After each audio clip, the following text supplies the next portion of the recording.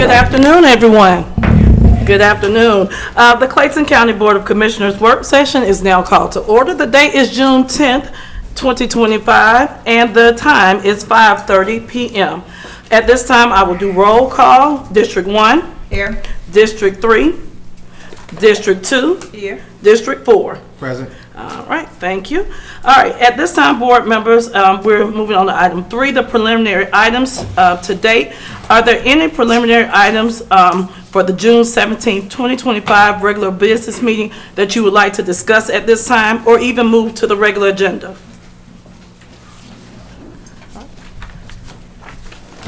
Seeing none, we'll move on to our items for our work session.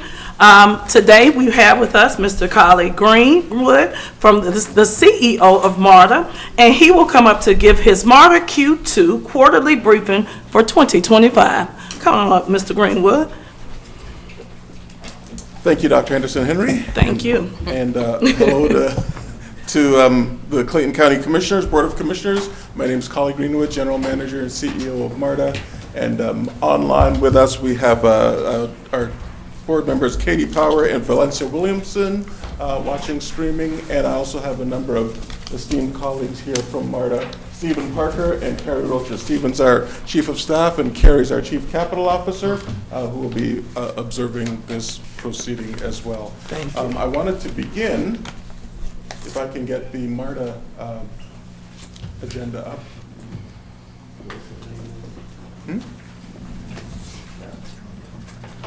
So while that's happening, I'll just start by saying we will have our regular agenda items today, which is operations updates, proposed budget, the MARTA capital expansion, as well as community engagement and other news. So this is our opening page, and we'll just move on from there with.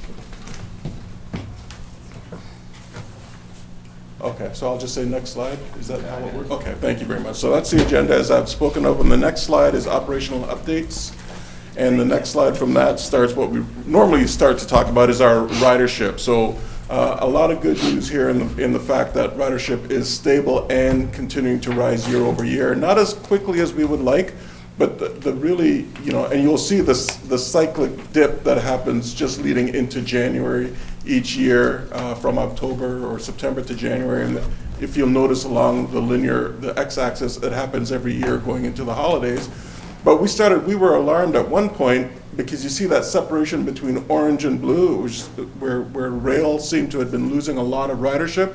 And when we went back and dug into it, we weren't. So we were collecting the fares as people paid for their Breeze cards. We were collecting the taps as people were tapping to get through. But the thumb drive that is sort of connected to the motherboard, if you will, of this 40-year-old gate equipment was broken. So we were accepting the money and that was all working, but we weren't able to communicate the taps to the National Transportation Database. So it was under reporting but not under collection. And when we found that problem and the vendor pushed the fix, we can see that those lines started to close up again back to a more reasonable gap. And so that's it for ridership. There's a lot of things at play. I always say that. There are a lot of things that are outside of our control in terms of the modal share that Atlanta enjoys, somewhere around 7% modal share of trips coming in and out of the city as compared to a lot of other transit forward cities that are enjoying 25%. That is just a generational, decades old concern, as well as the fact that there are cities like New York that are 49, 50% modal share. So when your modal share is that low, your rebound opportunities are somewhat diminished. But that's not stopping MARTA from getting all those things done that are going to absolutely grow our ridership back to pre-pandemic levels and beyond. Not the least of which are things like the new stops, the 1,000 amenities we've put in, the safe routes to transit, automated fare collection 2.0, which is going to allow people access into the system with their credit cards, their watches, their cell phones. You don't have to be a regular here with a Breeze card to understand the system. The new trains, the CQ400s that we've already started to bring in and we launched on January 30th, as well as the bus network redesign and $1 billion being spent on our station refurbishments. Next slide, please. One of those station refurbishments is Airport Station, and you can see here that we've got spring of 2026 for targeted completion. A lot happening. In the very beginning, the challenge to the team was, I said, let's render seamless the transition from plane to train. In other words, the airport environment itself is professional, clean, bright. Let's make it the same when you enter the MARTA vestibule. And they took that challenge and ran with it. So the flooring, the cladding, the ceilings, the lighting, just the ambient lighting, and all of the commercial offerings in terms of the look of the place is rather seamless. And so a lot of that work is going on here in the picture. You can even see the terrazzo floor on the upper right-hand corner matches that of the airport. And then, of course, in those areas where we are different from the airport, like the exposed upstairs train platform, all of that's been replaced as well. That is all supported by our 2026 budget. So next slide, please. I want to talk a little bit about the FY26 proposed budget. This one is the operating budget. We'll get into the highlights here, the couple of pie charts. On May 9th, we submitted our FY26 budget to the MARTA board, and we walked through the priorities in the budget and really made the point that our North Star here is enabling a system that's safe, clean, and reliable. So the elements of this budget are ensuring that that maintains our North Star, remains our North Star. Yes, we've got some austerity measures that we've introduced this year because of fiscal challenges that we are facing, as well as most other transit agencies in the country. But all of those austerity measures, such as a hiring freeze and some austerity measures to other elements of our work, will not affect service reliability, will not affect the level of service, will not affect our police and security measures and the technology around supporting police and service. So that's our commitment in this budget, is those dollars remain for that kind of work. We also had a May 15th public hearing on the budget at Riverdale Town Center. The only other in-person hearing that we had was at MARTA headquarters. So those two locations had in-person, and then we also had online briefings for the public. And of course, we're scheduling this budget to be adopted by our board on June 12th. So in 2 days, we're anticipating the MARTA board adopting the budget. But as I said, there's no expected reduction to planned service delivery. The expenses that were cut were not focused on our safe, clean, and reliable strategy, and we are looking forward to making sure that even those vacant positions that we are cutting, as we regain our footing in the budget world, that we'll be able to bring those positions back on in whatever time it takes. It may be a number of years, but MARTA's approach differs from a lot of other transit agencies. Most are talking about the transit cliff, where you're reading in the paper over the last 3 or 4 weeks, there are transit agencies that are cutting their routes in half and that are cutting staff by 30-40%. MARTA's not in that space at all.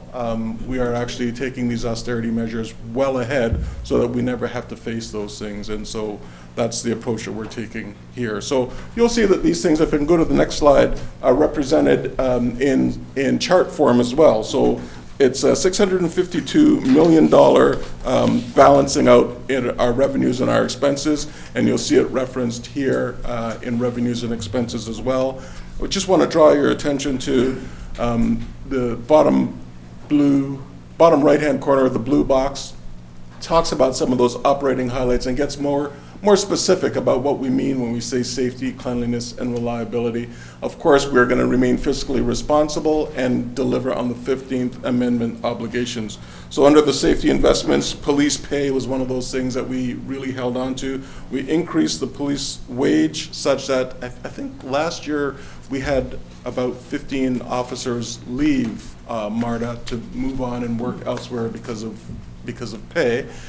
And we restructured the pay such that not just the wage itself, but the compression, in other words, the amount of time that it takes to get to top rate. And the bottom line result was that about 10 or 11 of those officers have come back to MARTA. So that we know we've struck the right chord. We've also gone as far as Puerto Rico to do some hiring and recruitment of police officers, a really strong retention rate because we had gone there several years earlier, and the officers that came from there worked out really well and are still with us. So we're very confident in the numbers of applications that we've received from that venture. So again, safe, clean, and reliable is still in good shape.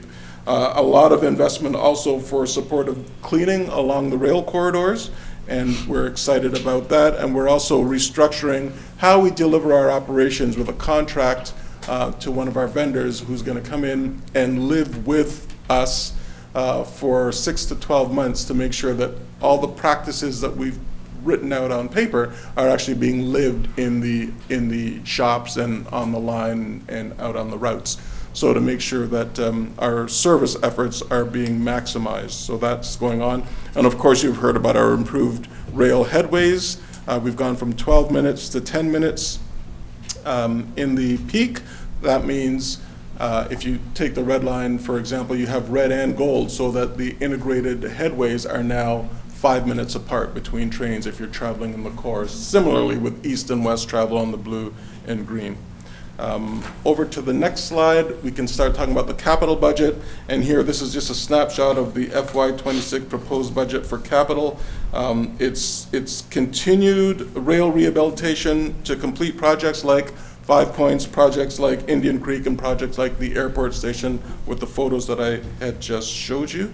The FY26 budget also includes proposed capital expenditures of $148 million for the Moore-Marta Atlanta and $26 million for Moore-Marta Clayton County. This budget also includes funds for Marta Rapid South Lake. If we can go to the next slide. And the next again. The Marta Rapid South Lake is in, we had the final design consultant kickoff meeting with the design team that was held on May 19th. We anticipate an update from the FTA on the rating by later this month. So the kickoff meeting went well with CDM Smith.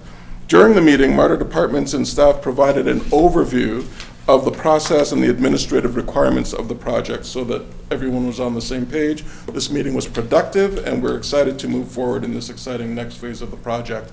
Then the CIG workshop was held in early June, and that was to learn more about the FTA's policies, their new policies, and discuss the latest updates on their CIG program with the new administration, and also to learn about any potential impacts or next steps for the Rapid Campbellton and the Rapid South Lake BRT projects. And then on May 21st, we achieved a major milestone. We got the documented categorical exclusion for this project, which allows us to move forward uninhibited by some of the administrative red tape that happens if you don't get a DCE on your project. And then, of course, the TOD study with our consultant VHB began in April, and then we had the TOD corridor tour with MARTA and county staff that was conducted on May 22nd. Again, this offered attendees the opportunity to examine the vision for the Rapid South Lake BRT, assess key segments of the corridor, and gain insight into the existing pedestrian environment and identify opportunities for improvement and long-term transit-oriented development. Mr. Greenwood, the NEPA NEPA documented categorical exclusion. Who did that? So can you explain it just a little bit in detail what that meant? Sure. One more time. Yeah. So Okay. FTA works in conjunction with GDOT to make sure that the project that we have anticipated and that we're talking to them about is void of any real concerns that would make us have to go into more documentation, photographs, photographic reproduction, historic preservation of some things. They're satisfied that the environmental impact is such that we can continue working. Okay, gotcha. Next slide, please. This is this slide is more about what you don't see than what you do see. And so this is our 31-acre multi-purpose operations and maintenance facility. Demolition has absolutely began, as you can see there. You can see that we've already removed one building to its foundation, and the second building is mostly demolished with some asbestos remediation to be completed first. Also missing is the water tower, that's been removed, and the guard shack. They've also been removed. This project is moving forward. Construction is due to start in Q3 of '26, and we're due to be operational in Q1 of '29. So, of course, there's ongoing public engagement with City of Forest Park, and we're just making sure that we continue on the promise of what this operations and maintenance facility will be, which is, multiple buses, all our regional buses, a lot of jobs, some 700 construction jobs and some 300 permanent jobs when it's over, and all the benefits of having that kind of production inside of Clayton County. Next slide, please.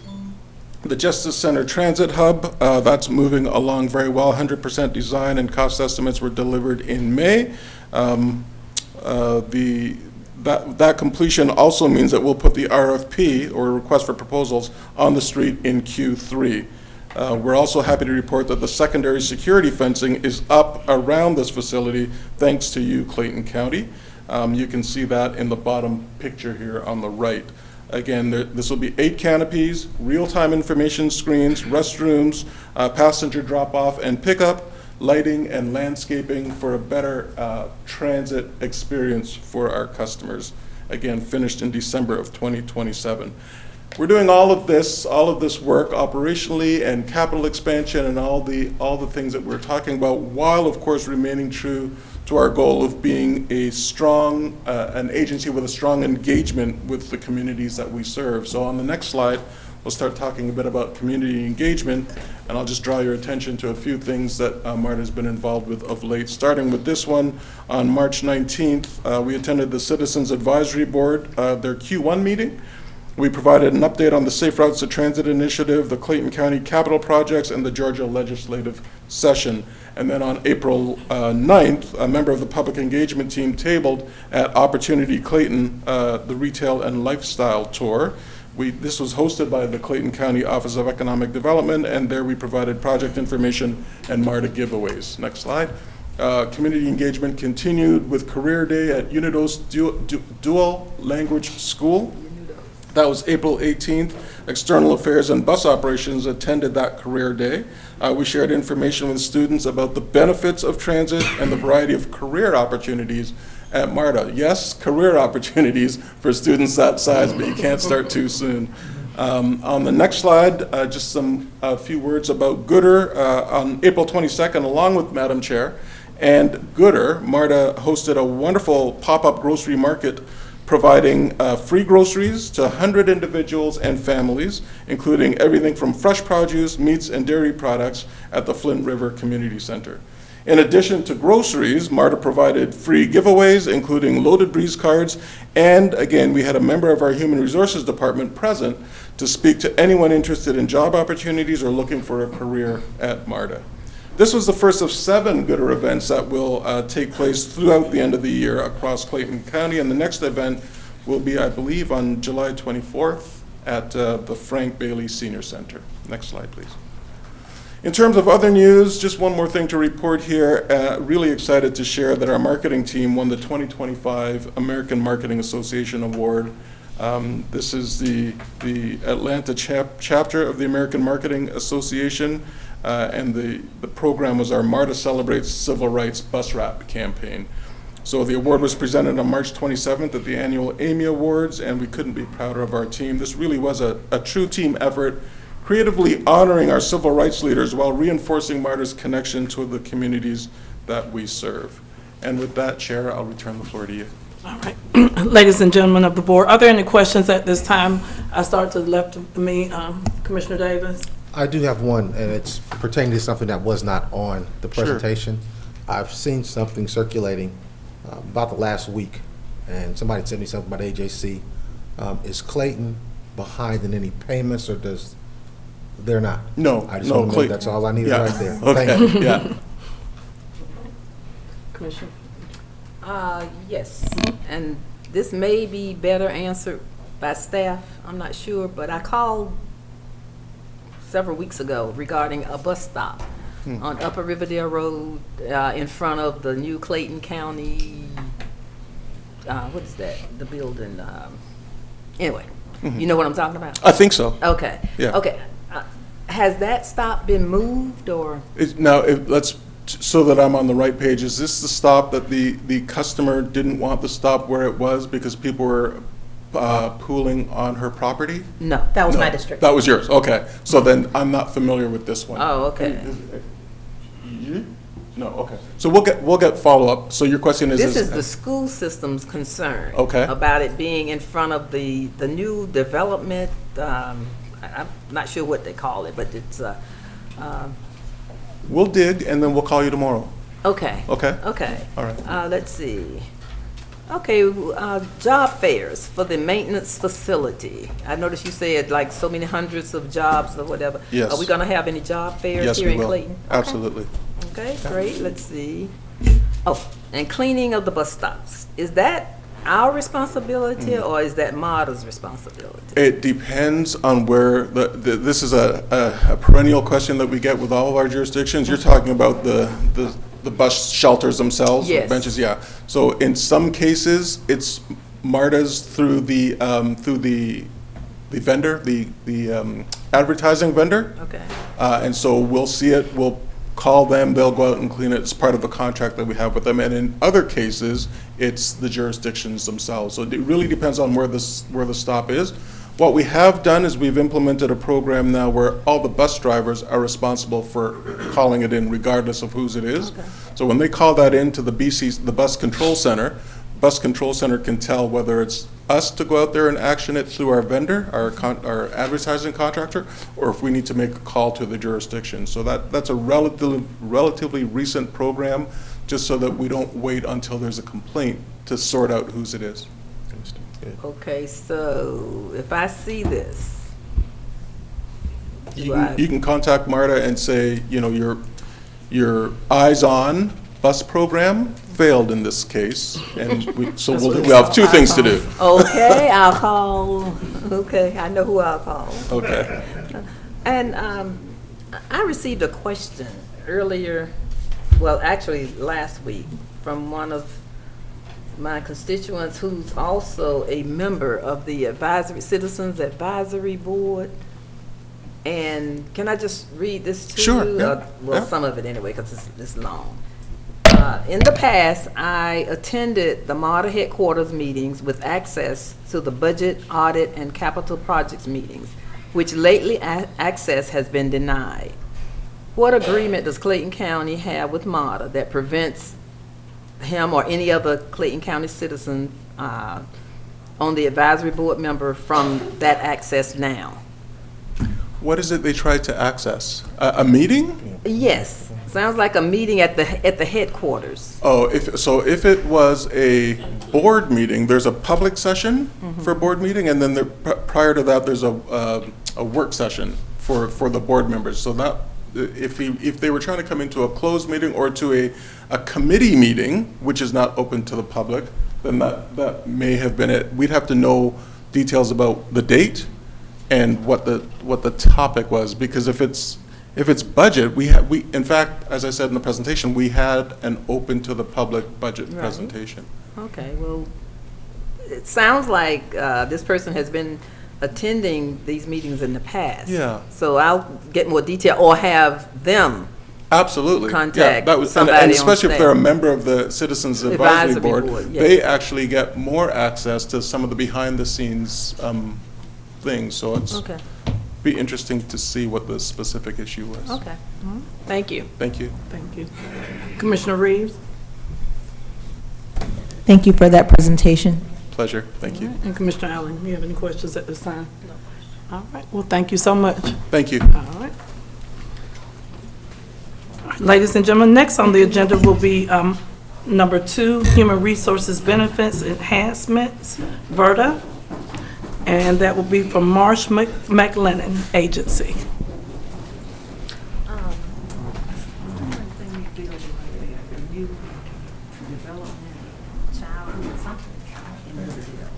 Oh, we got pre-K, except the pre-K. That's what I was trying to think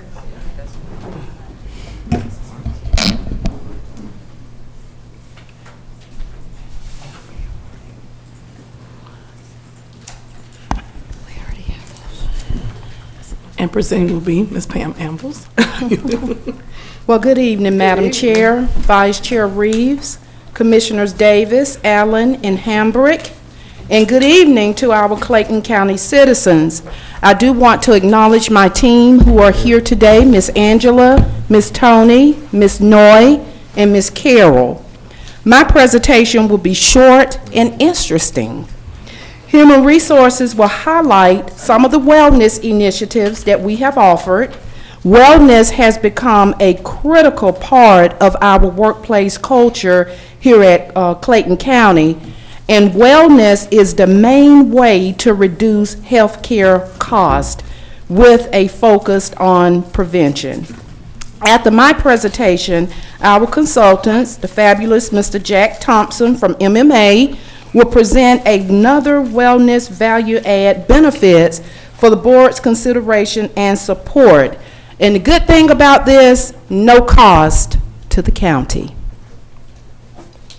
I want to celebrate our 3,537 employees, and for the ones who are watching, I want them to know that they are greatly appreciated. We have some who are here in the audience today, so know that you all are greatly appreciated. We have implemented Total Health Complete. This is a value add advocacy service that our employees now have access to. Employees and their family members have access to it. What it does, it helps our employees navigate the complex healthcare system to make sure that they are maximizing utilization of their benefits and services. If we have an employee who has not checked this out, I do encourage them to do so. We have Sonic Boom, that is our wellness platform. Our employees can interact and connect with each other on Sonic Boom. We offer various team-based and individual initiatives through Sonic Boom. We offer the Hydration Nation, which encourage our employees to become more hydrated, drink more water, round the bases to encourage physical activity. And our employees actually earn booming bucks for their participation, and they're able to cash those booming bucks in for different prizes. We recently offered a Life and Health Cancer Day screenings. We had Cardioptics come on site, and they offered neck down screenings for the liver, heart, thyroid, gallbladder, and other things. This is the type of screening that your doctor will not order for preventive measures. But here at the county, we're trying to catch things before they get out of control and impact our employees' quality of life and our bottom line. This was a dream of mine to bring an on-site mammography to Clayton County employees, and we were able to do that as part of this Cancer Day screening. We have our annual book bag raffle that's going to be coming up for our employees. I think this is the 4th or the 5th one. And we are glad to say that we provide more than the usual items. We provide things such as calculators, umbrellas, stainless steel water bottles, earbuds, travel binders, and a lot more. And this particular initiative is offered to the grandparents and parents here in our Clayton County employees. Another thing I'm proud to say to the board, my team and I, is that we're working with our legal team and our wellness partners to bring healthy vending machines to Clayton County. This is free to our employees. They will offer over-the-counter products such as Tylenol, alcohol swabs, you name it. Locations, we want to place one in the Human Resources Benefits Building located at 134 Spring Street, as well as the courthouse, because a bulk of our employees work at the courthouse. We're working on final details before implementation. As we expand our wellness initiatives, we have begun to work very closely with legal to make sure everything we're doing is above bar. And just to give the board and our citizens an idea of what these vending machines will look like, you will see them up here on the slide that is the mock-up. We have our walkaway program. This began as a collaboration with our county extensions. Our employees, they fully embrace this program. It's 8 weeks focused on physical wellness and nutrition. We offer excellent incentives for our graduates. Our graduates, actually, the last graduating class, they all got under the desk exercisers, no cost to the county.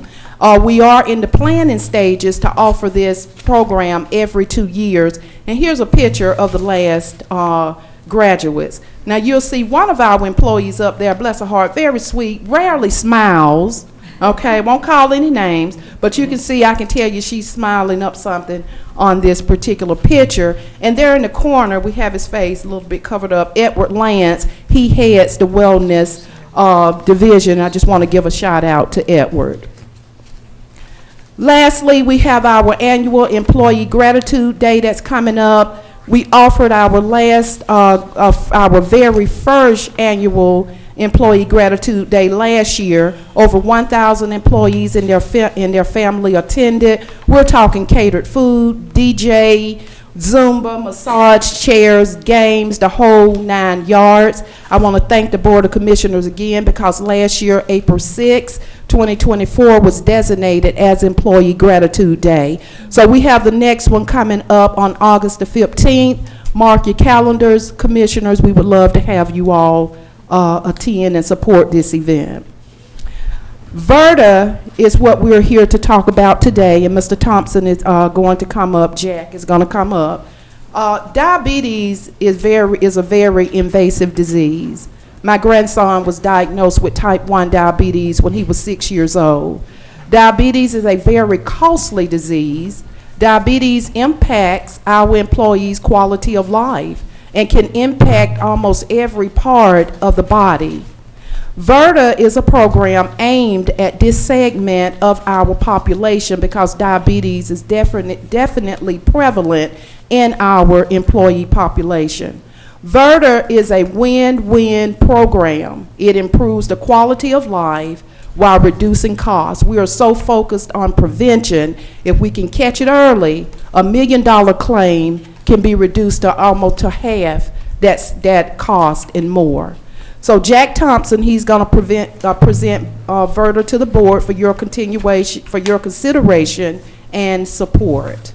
I want to thank our Board of Commissioners, our wellness partners, Anthem, Kaiser, MMA, Brown and Moore Associates. Want to thank them because it is through their assistance that we're able to do what we do at no cost to the county. Jack.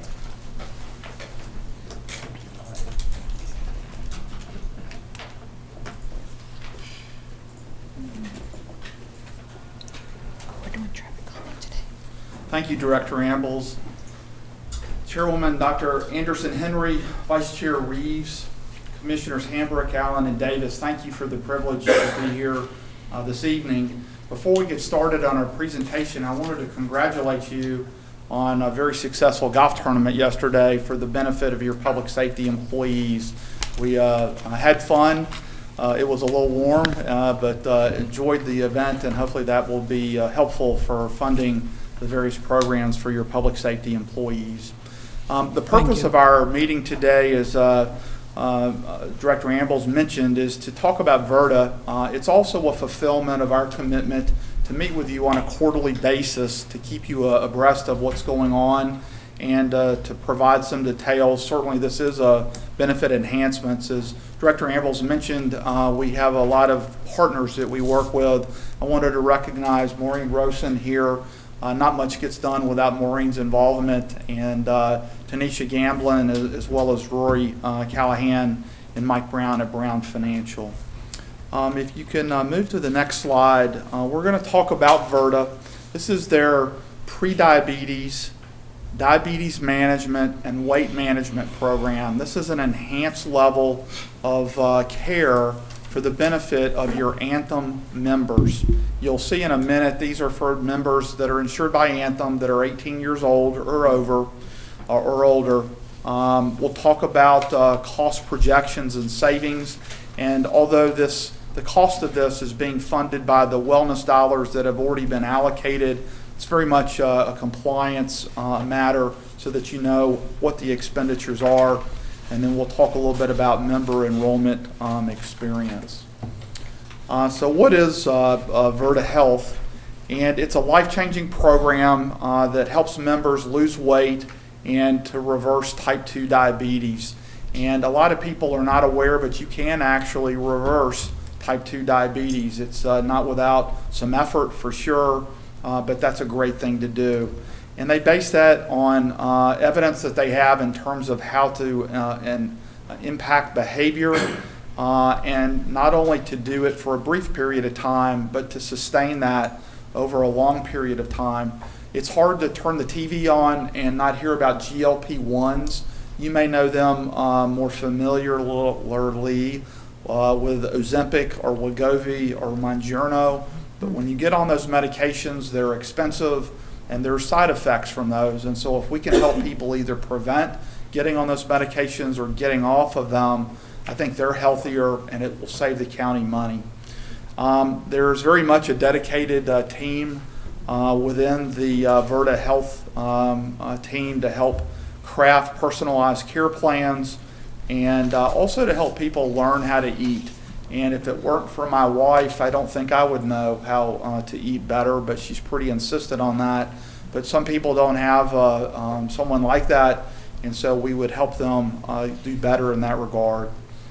If you go to the next slide, one of the ways predominantly to measure whether or not you're diabetic is your A1C level. It's a blood test and a finger prick, and the idea is that they want your A1C below 6.5%, and they'd also like for you to come off of the medications except for metformin, which is a very long-standing, tried and true insulin for the control of diabetes. But if you can reverse diabetes, then you help people get healthier, they spend less in medications, and hopefully your claims as the county, as their employer, go down. And if you help them, it also can help them return to a lifestyle that's more enjoyable for them.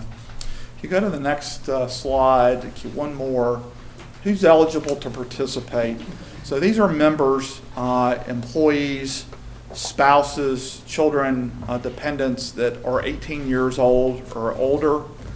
They have been diagnosed with type 1 diabetes, which is generally child onset, or type 2 diabetes, or they have a body mass index of 25 or greater. And the program is available for them at no direct cost to them. If you'll flip over one more slide and keep going one more. So the cost of Virta is on a per member per month basis, PM, per member per month. So we don't, if you're not in the plan, then there's no cost. So the cost for this diabetes reversal is $249 per member per month. Generally, people are in the plan for 12 to 18 months. It could be shorter, it could be longer, it depends on that individual. Pre-diabetes reversal is $162 per member per month. Diabetes management, like if you're a type 1 diabetic, they will help you manage that. That's $79 PM. And then obesity reversal is $162. So it begs the question, let's do the math. So on slide 9, don't let this hurt your eyes, but there's a projection, and this is a sophisticated guess projection. The prevalence rate for type 2 diabetes reversal is about 11% of your members. You have 1,100 employees insured with Anthem and about double that in total membership. So about 11% of those would be eligible on average for type 2 diabetes reversal. Also diabetes management projection of 11% to better manage their diabetes. And then weight loss about 71%. And you might say, well, is 71% of our membership considered overweight? And the answer is yes. not only in the Anthem population, but also in the Kaiser population. So again, we do a projection of how many of those members are going to participate. So we're projecting 37 members are going to enroll in the type 2 diabetes reversal program. Another 37% would enroll in the type 1 or type 2 diabetes management program, and then 76 of them would enroll in the weight loss, weight management program. So when you do the math, the total cost, and I'm down at the very bottom in the blue, the cost of the program is projected to be $293,000 per year. Now, the plan went into effect on May the 1st, and it takes a little bit of time to ramp up, so that $293,000 is not going to be incurred in 2025. It's probably going to kick off fully after around July. That's generally the ramp-up period, and so perhaps the cost is about half of that. That's billed as claims within the program, and then there's a report that is produced every month, and then we would submit that, and Anthem would reimburse it through the already allocated wellness plan. So as Director Amble said earlier, it's the county's intent to use wellness funds to pay for the cost of VRTA. There's a return on the investment. Why would you do that if it's not going to get your group healthier and save you money? And so the return on investment, gross savings is about $496,000 in the first year. If the plan costs $293,000, it's saved about $203,000. But the biggest issue really, and Director Amble spoke to this earlier, is to prevent the really big claim. If we can get in and help somebody identify that they're diabetic and get them on the medications and the treatment that they need, and then eventually work them off, perhaps we prevent the really large claim that shows up in the emergency room and shows up on the large claims report. And so over in the second year, the cost is projected to be the same. The savings is projected to be higher, $611,000. So the savings is greater, $318,000. So we think that we'll pick up momentum. And just like your wellness plan over the last several years has picked up momentum, we think that the VRTA diabetes management and weight management program will pick up momentum. I have a saying in our team, Rome wasn't built in a day, progress not perfection, and so it takes a little while for these point solution programs to really gain steam, but we feel like it's making progress and heading in the right direction. Again, I have to emphasize the county's wellness funds are paying for this program, so there's no additional cost to the county. If you go to the next slide, there are performance guarantees. I don't want to overpromise here and underdeliver. VRTA generally is not available for employers below 5,000 employees. And so Anthem went out and partnered with a top-tier diabetes management program, and they brought that down market to employers of 1,000 employees or more. And so the performance guarantees are not for the county specifically. They are for Anthem's membership in Georgia as a whole. And the goal here is to reduce the A1C levels, have a 1% reduction so that employees are getting better and their A1Cs come down and they're eventually able to either reduce or get off of their medications. They'd like to see a weight target of 5% weight loss or greater. And generally, after about 10 weeks, they notice a weight loss of about 18 to 20 pounds. And if you think about health, it really comes down to your weight. That's the common denominator. It affects all aspects of your life, all aspects of your wellness or not. And so the weight loss is critical. And then the diabetes medication target, we'd like to see a 40% cost dosage reduction. So again, over a period of time, we have confidence in VRTA's ability, and they have a very nice track record. If they don't hit those targets, then there is a refund of the fees spent, and it goes to the group of employers that make up the overall participation there. Go to the next slide. There is our employer reporting to discuss the enrollment within the plan, how many people are engaged, and also to measure the level of the reduction in GLP-1s. I don't know how familiar you are with those. You see a lot of advertisements on the radio and TV about them, but all of the meetings that I go to and presentations are not favorable in terms of the reduction of your body mass and other side effects. Ideally, you'd like to see people that are not on GLP-1s because they're healthier.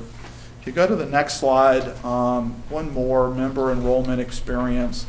So your employees, Anthem data mines your claims. They know who are diabetic. They know who are pre-diabetic. They know generally if your body mass index is above 25 or above. And so there are targeted emails that go to those members to help them be aware that the VERTA program is available.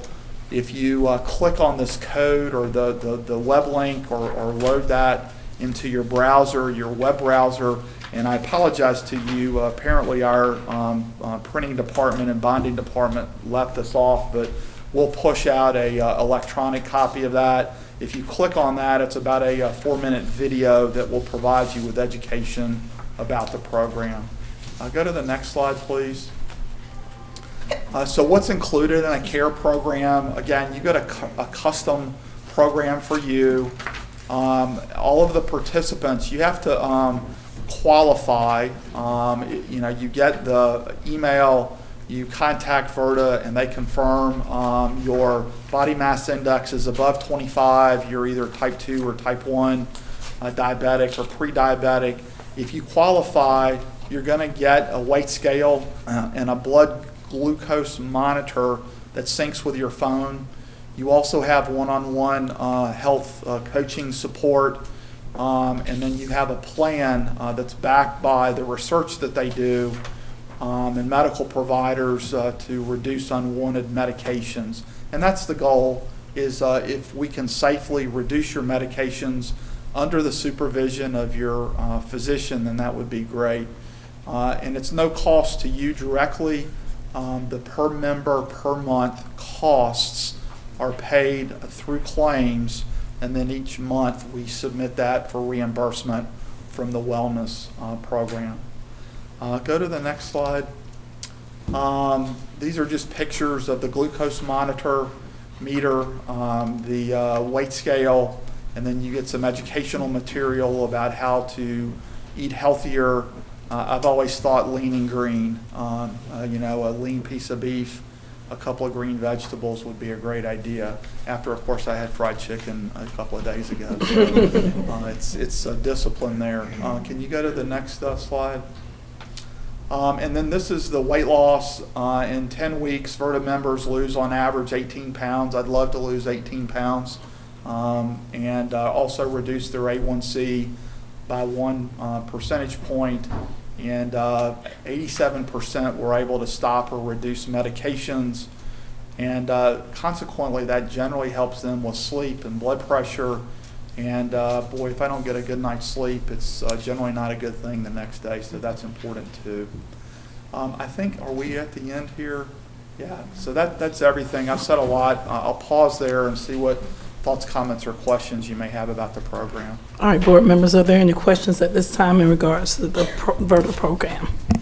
I do have one. Okay, Commissioner Your Davis. savings, within that savings, was that calculation reflective of perhaps a potential reduction in premiums for the following year, from year one to year two? Great question. We haven't contemplated that premium reduction, but when we talk to the stop-loss carriers and our actuaries put together the payroll deductions, I think that's probably a pretty good suggestion. It's not a lot on the total spend, but it certainly should be contemplated for sure. Thank you. Absolutely. Any other questions at this time? All right, thank you so much. Thank you. All right. Next on the agenda is item 3, will be from our Superior Court Clerk's Office. Please come on up, Ms. Shanae Clemens.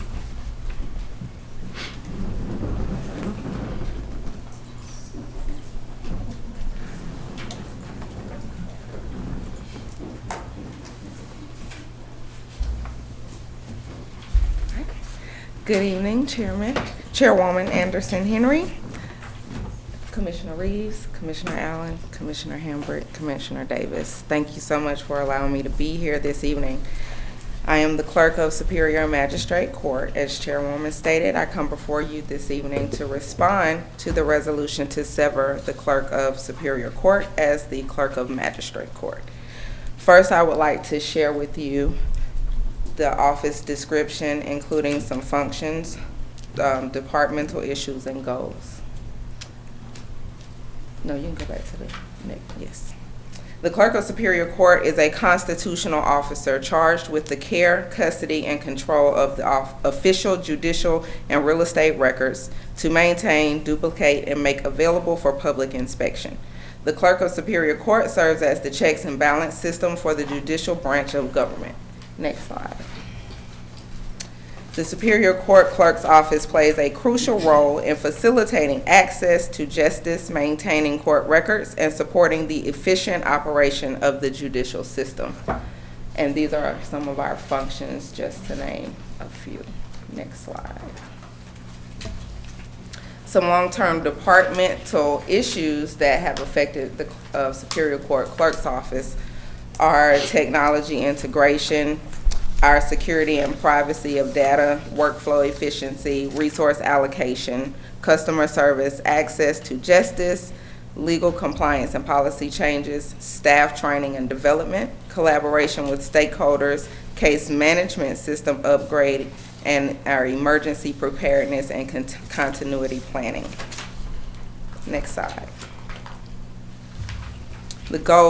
My goals for this office are to enhance customer service, streamline the case management process, ensure data security and confidentiality, promote access to justice, ensure compliance with legal and regulatory requirements, improve public outreach and education, and enhance interagency collaboration. Next slide. So this is the organizational chart for Superior Court Clerk. I oversee 2 primary departments, which are the Superior Court Clerk's Office and the Magistrate Court Clerk's Office. Next slide. I know you all are probably saying, you keep saying Superior Court, Superior Court, Superior Court. I thought we were here to talk about Magistrate Court. And we are. Next thing I would like to get into is the code, official code of Georgia. Next slide. Code 1510-105. That is the selection and compensation of the Clerk of Magistrate Court. Under this code statute, the General Assembly may provide by local law for the Superior Court Clerk or the State Court Clerk to serve as the Clerk of Magistrate Court. And in the absence of one of those, either the State Court Clerk or the Superior Court Clerk, then there can be a selection of an additional person by the Chief Magistrate Judge. Next slide. Part B of this statute, with the consent of the Clerk of Superior Court, the county governing authority may provide that the Clerk of Superior Court serve as the Magistrate Court Clerk, or with the consent of the Clerk of Superior Court, the State Court Clerk may serve as the Clerk of Magistrate Court. As the current Clerk of Superior Court, I am legally and actively serving in that capacity. Any attempt to sever the offices contrary to this statutory language would be improper. Option C, which has been presented over and over and over, is only applicable if the clerk of Superior Court or the clerk of State Court is not serving as the clerk of Magistrate Court, which, as I said, I am currently serving. Next slide. You can go to the next slide as well. If there is no clerk of Magistrate Court, then the statute says the Chief Magistrate or some other magistrate appointed by the Chief Magistrate may perform the duties of the clerk. I do not consent to giving up Magistrate Court.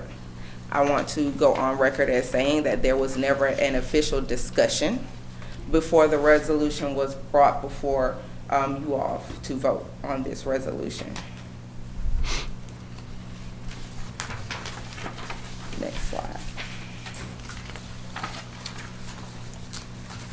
I have repeatedly requested additional staff for the last 3 budget cycles. All requests were denied without even a compromise of at least 1 additional employee. Next slide. The cost of the additional salaries that I requested would be $649,759. And that's with pension, insurance, and everything. That will be the cost to the county for the additional salaries that I have requested for the last 3 budget cycles. Next slide. Those are outlined in this slide for 7 additional positions for court records. Next slide. A supervisory position for Board of Equalization and Jury. Next slide. And then 3 additional positions for the Magistrate Court Clerk's Office. That's the summation of the requests that I have made for the past 3 years, which has been denied. I say all of that to say the current Magistrate Court Clerk's Office structure, including staff assignments and physical separation, were inherited. These were not implemented by me. No transition plan or authority was provided to alter the initial design. And that makeup and structure of that is all of this falls under Clerk of Superior Court, account number 2400 in our financial code. All staff are currently paid through Superior Court. So all of the employees that are currently staffing the Magistrate Court Clerk's Office are Superior Court employees. As a constitutional officer, I can move any of those employees to any department that I govern at any time for cross-training. That is why that is set up the way that it is set up. I also say that to say there is no separate budget currently for Magistrate Court Clerk's Office. It is a part of the Superior Court Clerk's budget. That includes operating expenses, travel and training, and the accounts, administrative accounts. All of that falls under Clerk of Superior Court. Next slide. And in reference to my office being on a different floor, like other department heads and elected officials, such as the district attorney, the solicitor general, the state court clerk, I maintain active oversight across all the divisions that are under my authority.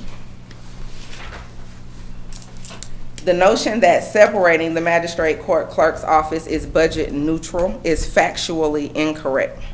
It will place a significant new financial burden on the county, considering the following.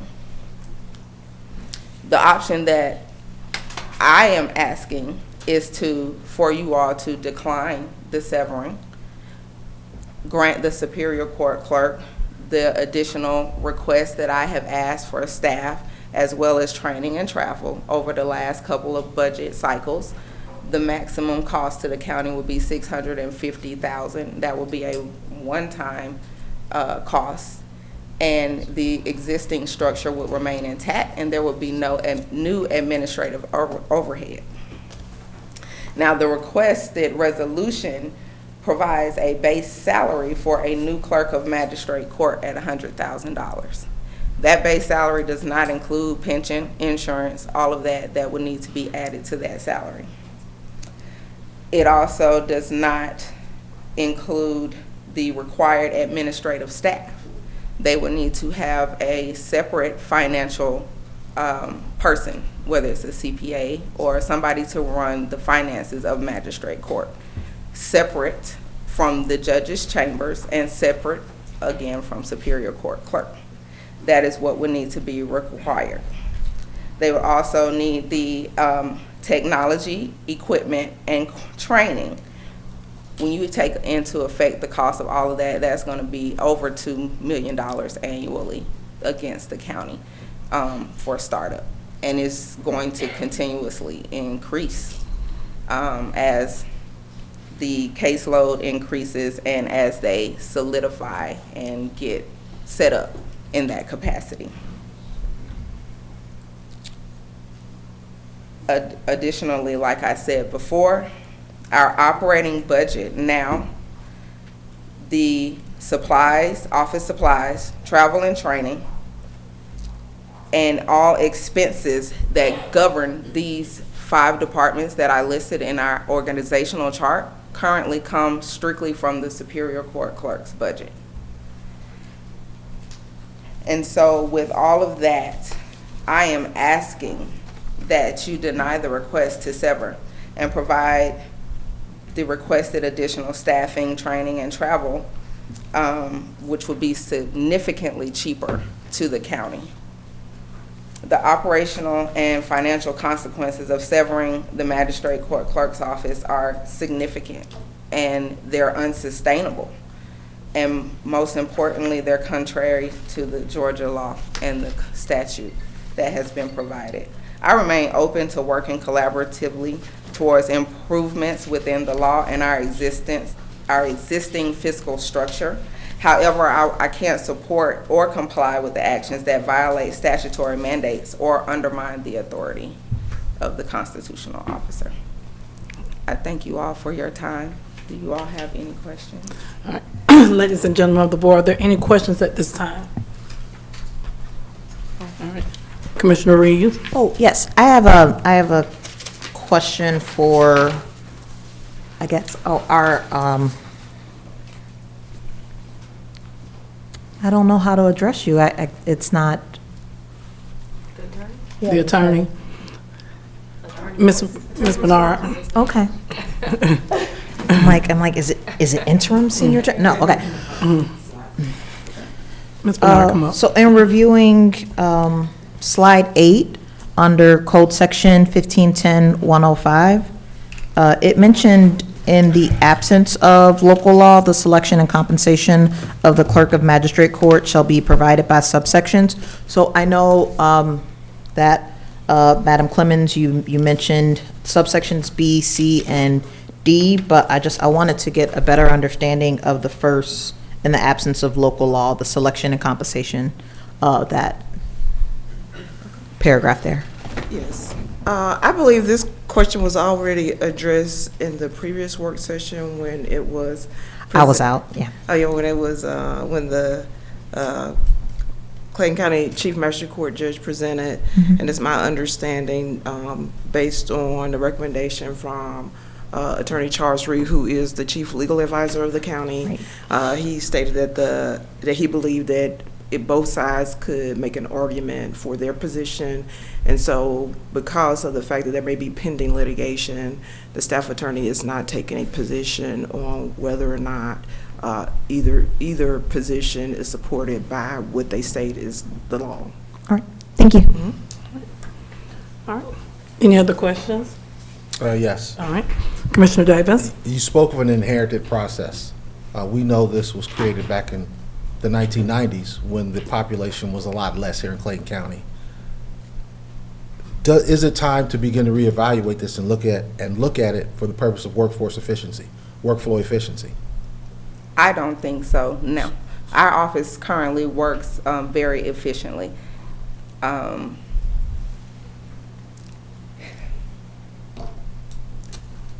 And as I said, I am open to inter-office collaboration. Yeah, for me personally, we don't work in that setting, but it appears that there is something going on, there is something there, whether it's the judges, the clerk, whatever, and it could perhaps be time for all to come together and have a workflow and a work process meeting to find out, hey, how do we begin to work in a way that's efficient to all departments and parties? I'm open to a workforce meeting, definitely. I think right now, updating our CMS system, that is what is going to give us that's the main tool that we need for us to continue to operate efficiently. And once that is brought into play, because magistrate court is paperless. Magistrate court is currently the only office that is currently mandated to be paperless. And the for a lack of a better word, in our current CMS system right now, and going in that direction, once that is solved, that will open up all of the possibilities for us to do the expanding that we need to do. How is that solved if one is paperless and I guess your CMS is not? Right, we need to update our CMS system. Okay.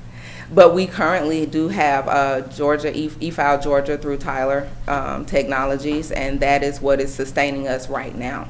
But with once our entire process can get there and we can update our CMS system, then that will open major doors for us. And for me, what I'm hearing is that there has to be a solution where your outputs are successfully gathered by or whoever you're providing to. Those are their inputs, and they have to begin to use those in a very efficient and effective manner. And it seems like, to me, just in listening to you, that's where some things could be happening. And to me, there needs to be a meeting of the minds between the clerks and the judge's office to find out what can possibly take place. And I'm open to that meeting. Okay. All right. Any other questions at this time? All right. Thank you, Clerk Clemens. Thank you. Thank you. You have a great day. Thank you. All right. Next will be item 4, the cleanup amendments budget for our budget, countywide economic development medical fund. Miss Angela Jackson, please come forward. The first is Budget Amendment 2-41 in the amount of $19,555,903. Recognizes revenue and reduces expenses for various expenses throughout the county. A lot of these change salaries and benefits. The things that changes salaries throughout the year, once we run payroll to load into the budget once a year. It's usually done in February for the next year. There are several things that can change what we run at that time. It's whatever the employee is making at that particular time. So if someone leaves, there's an annual leave payout that's not projected because we don't know who's going to retire, who might switch jobs, and so they may leave the county. Promotions, if you receive a promotion throughout the course of the year, that increase also was not anticipated. You have civil service lawsuits. You have transfers from other departments. If someone transfers, let's say from buildings and maintenance to finance, once they make that transfer, their salary is calculated per civil service rules, and they may go up in grades or steps, which would not be anticipated because vacant positions are funded on a pay grade at step 1. But if you come from another department and if you go up 2 or 3 pay grades, civil service rules dictate what your salary will be, which will be different than step 1. Benefits. You have open enrollment around October. That benefit takes place in December. If you have employees that change their benefits, maybe they've gotten married or maybe they've had children and they go from single coverage to family coverage, then that also changes the benefit calculation. Like we would have done it based on whatever they were in February of that year, actually the prior year, the prior fiscal year. So then if that changes, that's going to change how benefits are calculated, what's spent, and may cause a department to go over. Benefits are formula-driven, so any change in salaries will affect workers' comp, all of the taxes, FICA, Medicare, all of that will be affected based upon what that person's salary is it's a formula off of the salaries. So those are all things that would change salaries for some of the departments. So it's not intentional spending, it's things that are out of their control where changes may take place throughout the year. You have litigation and settlement that's also covered in this amendment. That's not a budgeted item. So that's always cleaned up at some point during the year, usually at year end. So we have a better grasp of what litigation is going to take place throughout the year. Another item that you have on here, warehouse office supplies. The warehouse buys supplies and then the departments sort of purchase supplies from them. When they purchase the supplies, that revenue comes into a revenue account. So then at the end of the year, it has to be reconciled with that expense account. You have elections, part-time and overtime. You had unplanned elections and an increased number of early voting sites for this fiscal year. Indigent defense legal fees, that's another item. We budget that item. However, they may go over depending on how much aid they have to provide to the indigent citizens in the county. Utility costs, electric, gas, and water also went over this year and is included in that amendment. Are there any questions, any other additional questions on All this right, thank you, particular? Ms. Jackson, for that great explanation. Board members, are there any questions at this time? Yes. All right, In Commissioner Allen? I hadn't viewed the budget book yet, but in this new budget coming up, do we have a line item for unexpected overages? No, ma'am. The state law, Georgia law, provides for 2 transfers once your budget is done.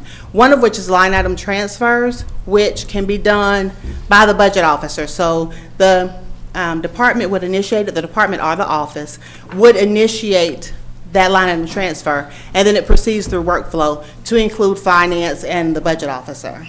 So And you also, I'm sorry. I'm sorry, no, go ahead. I'm sorry to make And you have budget amendments. Budget amendments alter the appropriations to that department. So if there's an increase in the level of appropriations for a department, then that has to come before the governing authority. So the 19 million that we're recognizing the revenue, what accounts did that come from, if it's not coming from the fund balance? On this particular budget amendment, public utility tax, as well as real property taxes, those taxes exceeded the budget amount. And so once that happens, you can amend in the additional revenues and apply it to the appropriate expense accounts. You also had a reduction in expenses on that budget amendment Thank you. in other areas. Any other questions at this time, board members? Oh, yes. Commissioner Reeves? Ms. Jackson, you mentioned the overage in real estate property tax reassessment. That's where these budget amendments, the cleanup budget amendments are being funded from. Is that from FY '25? Is that from last year's fiscal year? The current fiscal year that we're in. Yes. Does that have any relation to the millage increase from last year's budget? No, ma'am. What happens, you project the taxes based on the digest. However, it's a projection. So sometimes the actual amount that's collected by the tax commissioner's office exceeds that projection. This year, it exceeded that projection.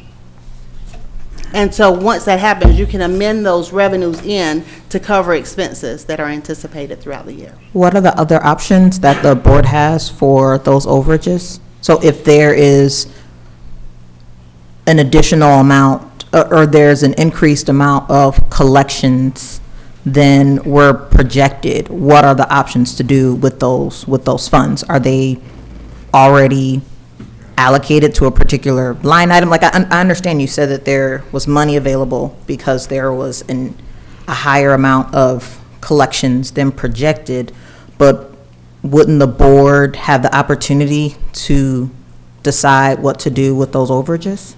Absolutely, which is what is being presented to the board now, is a way to expend those funds, which would allocate those funds toward other areas that are anticipated to have a shortfall based upon their performance thus far. So as we prepare for the FY '26 fiscal year, what in this new budget for FY '26 do we have to prevent the $19.5 million of amendments at the end of the fiscal year? Each year, you're going to have a projection. And so then, therefore, I can't stop people from retiring or switching jobs. So you might have a cost that will be applied to the budget that's not anticipated. Civil service lawsuits, as they are settled, and if it goes through payroll, like if we have to pay them back pay because maybe they were gone for a year wrongfully according to the Civil Service Board, then we have to pay back pay, which goes through the salary account and goes through payroll, and so it hits the salary account. There's no way to project how many civil service lawsuits might be settled throughout the year. So for the expenses that include salaries, you're saying that some of those are from workers' compensation or civil service agreements? That's different. I'm saying those are civil service lawsuits. Workers' comp may have gone over, like, let's say you had somebody leave that had an annual leave payout of $50,000. On that payout, you also take pension, that's one of the things that comes off. Workers' comp, anything that involves salaries, then those taxes are paid based upon a formula. And the formula for workers' comp is different depending on the job that you hold. Like, my position would have a lower workers' comp formula than, say, police or fire or prison.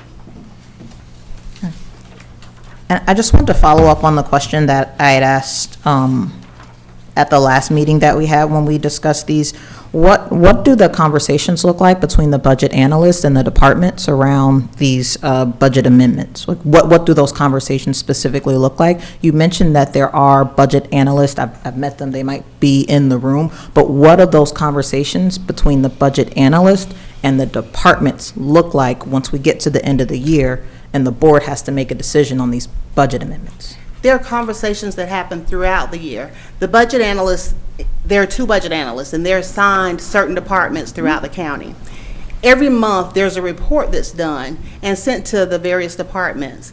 Once they look at that report, if they're projected to go under, they may ask, usually it's department initiated, sometimes it is analyst initiated, it just depends on the item and usually how far throughout the year you are. But if a department knows that they want to do something, they'll reach out to their analyst and ask for a line item transfer.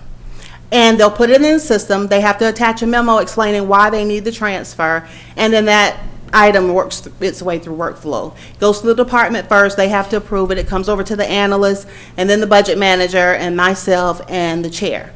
And line item transfers are approved that way. If it needs to be a budget amendment, like now that we've changed the legal level of control to division, so if they wanted to do something across divisions, they would contact their analyst, who would prepare a budget amendment, put it into Minute Track, and it would then come before the board for approval. Right. And does the board have access to those monthly reports between the departments and the budget analysts? I'm just curious if we could see, if we can have those conversations earlier in the year so that we don't get to June and we have, this, influx of budget amendments to vote on at the same time.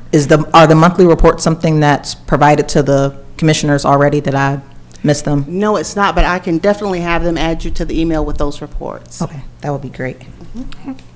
All right, board members, are there any other questions at this time? Thank you. Thank you, Ms. Jackson. Oh, no, Next on the agenda. I had a few more questions. I didn't know if anyone else had questions.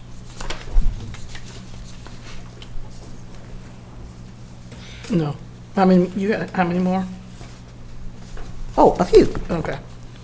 Okay. So, in trying to understand where this amount is coming from, I just wanted to make sure in voting on, this is on the agenda for next week for the board to vote on. Can you just explain one more time where the money is coming from for the $19.5 million in the budget amendments? $14.8 million is coming from the public utility tax, and $4.6 million is coming from real property tax, and then there's a list of various expenses that will be reduced. on the third page of that amendment.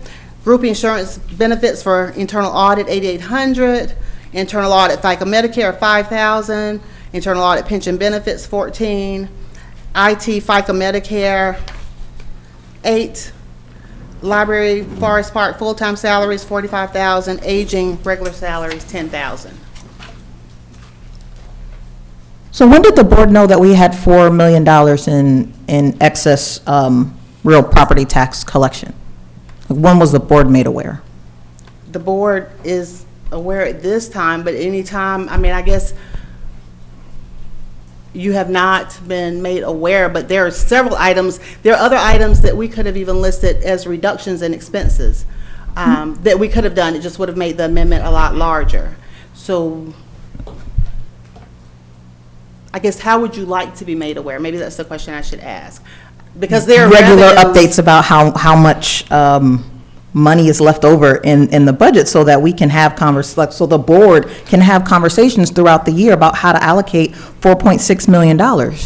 Absolutely. Would you like those reports monthly, or Yes, how would monthly. you like those? So if we can Absolutely. get monthly reports on how much is left available in the budget for the rest of the fiscal year, the conversations between the analysts and the departments about how much expenditures that they're making with their departments and how much is left in their accounts, so that we can have a full perspective of what's going on with the budget ongoing throughout the year. So And those Commissioner, monthly can reports I- are available. I just became Yeah. CFO May 24th, so I am unsure if the prior CFO was sending monthly reports, because I know they've been made available, and I know some of you have been receiving them, I think. Yes, But I received. I receive them as well. I have to ask though, it's not Yeah. just automatically sent. I would have I to can ask. make sure you guys receive those monthly if you would like. But did it have that there was additional real tax, If real you- estate property tax collection in excess to what we expected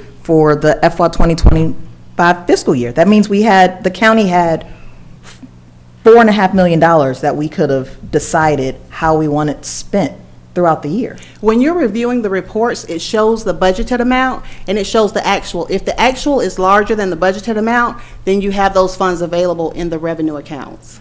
Is that made clear in the report? Once again, I just started on May 24th, so I'm not sure how that report was emailed to you, but I can ensure that you receive those from this point forward with an explanation of how to read the report.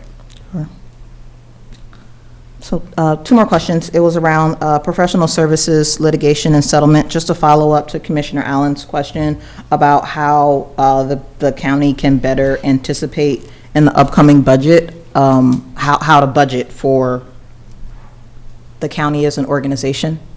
We know that comes with liability, but how can we better address how much money the county is expecting to pay out in lawsuits, so that I know we can't have a number for certain, but there's got to at least be some historical data on how much money the county puts out in lawsuits, so that we can anticipate what the budget is going to look like, so we know how much money we have to spend throughout the year. Is there any way that we can do that before we approve the FY26 budget? There was a legal opinion several years ago. We've not requested an updated opinion, but there was a legal opinion that suggests that we not budget litigation by design for certain legal purposes. But we as a board, we can talk about if we want to change that. I'm looking at y'all. Absolutely. You may want to consult with legal as you talk about that to make sure, because like I said, I'm not an attorney, so I'm not sure of why that opinion was stated, but it was stated from our prior, I guess he's still an attorney here with Freeman Mathis and Gary. At that point in time, he gave an opinion that we should not budget litigation. But now, that's completely up to the board, and if we want to budget it, I am fine with putting it in. It's at the board's discretion. Right. And then my last question was just about the indigent defense legal fees. So I'd asked before if that was funding for the public defender, because it's account 2800, and I have 2800 listed for the public defender's office, and I'm trying to better understand. It's a budget amendment for $573,000. And if I read last year's budget correctly, there was a reduction in the public defender's budget of about $600,000. So I'm trying to understand, was that a request from the department because it wasn't budgeted in the 2025 fiscal year? No, ma'am, this particular line item is not for the Circuit Public Defender's Office, it's for Superior Court. When you're looking at the account coding, that third set of numbers, that's the department number, and that number on that particular item is 2,000, which represents Superior Court. Okay, thank you. All right. Thank you, Ms. Jackson. Let me, Did you want there are to? two more amendments Okay. to go through. Budget amendment 2-42 in the amount of $300,000 for economic development to amend the budget for intergovernmental expenses paid throughout the fiscal year. So they're not on that list, but they probably should have been on there. You said economic It was a development. separate amendment that Oh. we reviewed before. It's a separate fund. It's not the general fund, it's economic development. It's Fund 210 instead of 101. Budget amendment 2-42. Oh, this is from last, okay, so this is one of the ones that we removed for discussion today. Yes, ma'am. And you said it's 300,000 for economic development, Yes, ma'am. and that's coming out the same Economic real Development estate- Fund. So they have their own fund. Correct. Yes, Okay. ma'am. Any other questions, board members, at this time? Is that it, Ms. Jackson? One more. Budget Okay. amendment 2 Budget amendment 2-43 in the amount of $2,632,629 to amend the budget to cover the cost of benefits, fees, and performance bond expenses for the remainder of fiscal year 2025. And this is the medical fund, the medical self-service fund. All right, any questions at this time? Any more? No, ma'am, that's it. All right. Again, I would say all hearts and minds clear. Are y'all, any questions at this time, board members? Thank you, Ms. Jackson. Next is item 5, Sports Council discussion, Mr. Brandon McCartan.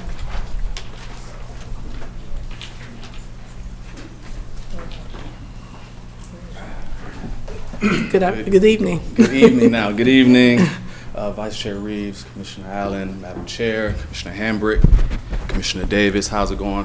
Hope you guys are having a great day today. I am Brandon McCartan, representing the Office of Economic Development here. Have you guys received, do you guys want to print it, hand out of this? Yes, we have. Okay, got it, perfect.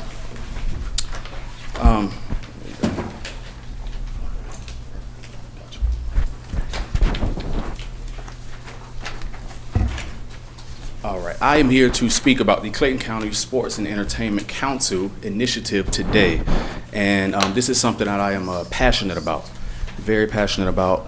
I've been speaking on this and working on it and doing some, research just to make sure we have all the right pieces in play over the last year. I even brought something to kind of explain that this is something that I framed in my house. This is something that is basically county considering formation of a sports coalition. And I had this and I look at it every day just to remind myself of what I'm striving for and towards. As an economic developer here, I not only sell the county externally, but also internally as well. So my job is to not only sell the county to businesses and organizations, but to you all as well. Everybody in this room, we either live, work, or play here. And with that being said, I not only have to sell the county, but also sell the emotion behind it. So what I think is very important to me, you guys know that this is very important to the forward movement of the county, and the progress in economic development. The first slide is gonna really, last meeting we had, I think somebody in public comment spoke about what's the purpose. So the first slide, I just wanted to hash that out and just bring everybody up to speed on the purpose of this initiative and this council. And the purpose of this is to create a 13-member body and basically use that to leverage the economic development strategic plan and goals, and hopefully tap into the $8 billion, billion with a B, $8 billion sports, tourism, economic impact in the state of Georgia, and the Metro Atlanta's $40 million annual residents they receive every year. So we know as a county we have a tourism department already in Clayton, and Beth Bailey is spearheading that initiative over there, but we work hand in hand together a little bit, but with this initiative and this council, we're going to work hand in hand a whole lot more. The vision for this council is to, we see sports and entertainment serving as a powerful driver for economic growth, community development, and regional leadership. Through these industries, the council aims to build a prosperous, inclusive destination that enhances the quality of life. And that goes to what I was speaking about earlier, that $8 billion sports industry economic impact. I really, really think it's imperative that we tap into that right now. It's the perfect time. And we also need to tap into those tourists that come in and out of the Metro Atlanta area, especially with all the matches and games and FIFA coming next year. I think it's really, really about time we actually take this thing serious. Clayton needs an impact. Why now? Why not now? I think the county serves as it could take this thing on in two different ways, the iconic way and the integrated way. The iconic way, this council will rebrand the county and its perception in a great way to do sports and entertainment. We're not known for that. We don't have a organization that specifically dedicates their time to gathering these events or matches or anything like that, but we know we have the assets here in the county to host these events. The integrated way. This council would be an extension of community pride. It's going to be something that, like I said before, is going to be under the economic development stratosphere or initiative, because with these tourism dollars coming in, with these events and these entertainment ideas, those things can be a catalyst to grow jobs, build hotels, restaurants, increase the sales tax revenue. This chart I have at the bottom, we all know the county is highly populated. We're in the top 5 of population, sitting at about 300,000 residents. And on the right side of that displays the tourism spending that these top 5 populated counties in the state, out of 159 counties, we're in the top 5, but we can clearly see that there's a clear discrepancy between us and the other 4 counties. So this council can help bridge that gap, so we're not so low, so we can get closer to the 10 million, the 14 million, 15 million. We're probably not going to touch Fulton County at 123 million, but we can strive for it. Our neighbors, Cobb and Gwinnett, they also have sports initiatives and councils. And Cobb, when you think of Cobb, you probably think of 3 main things, and that's Truist, Braves, the Battery. They have no issue generating $30 million in revenue a year, and in the last 7 or 8 years, they almost generated $800 million just off of that deal alone. Gwinnett also has a sports council, and they are centered towards or geared towards youth and amateur events, sports, things like that, things that we can actually achieve and attain and acquire. That's more that's what I believe. That's what we should go towards first, starting, and then reach out towards the Cobb approach later down the line. Other cities, states, and counties, they like to do these type of things as well. I know Savannah has a sports council, Georgia Regional Alliance, and the Metro Atlanta Chamber actually has the Atlanta Sports Council, which I'm going to show probably the next slide actually. But these type of events, Georgia-Florida football weekend, that's a large, everybody pretty much knows about that one. That's a large weekend, which brings in about $35 million. We have tennis tournaments in Rome, professional pickleball tournaments, youth soccer championships and tournament weekends. They all bring in a large amounts of money in tourism spending alone. Veteran Day Classic basketball tournament brings in almost $30,000. AAU volleyball championships in Orlando, that's huge out there, $200 million. And JUCO softball tournament bringing in $250,000. And those are just some of the things that that are just, around the southeast or the east coast or in the country alone. And I think we should start this because this is, like I said, it's going to be a major, major economic driving force in the near future. Our Economic Development Office, we focus on 5 industries, and sports, tourism, and entertainment would be number 6. What's on the horizon? I have a list of 6 major sports tourism events. The first 2 have passed already, and the third one is the MLB All-Star Game, which is probably going to be next month, I believe. And then the next 3, FIFA World Cup, Super Bowl 28, and the 2031 NCAA Final Four.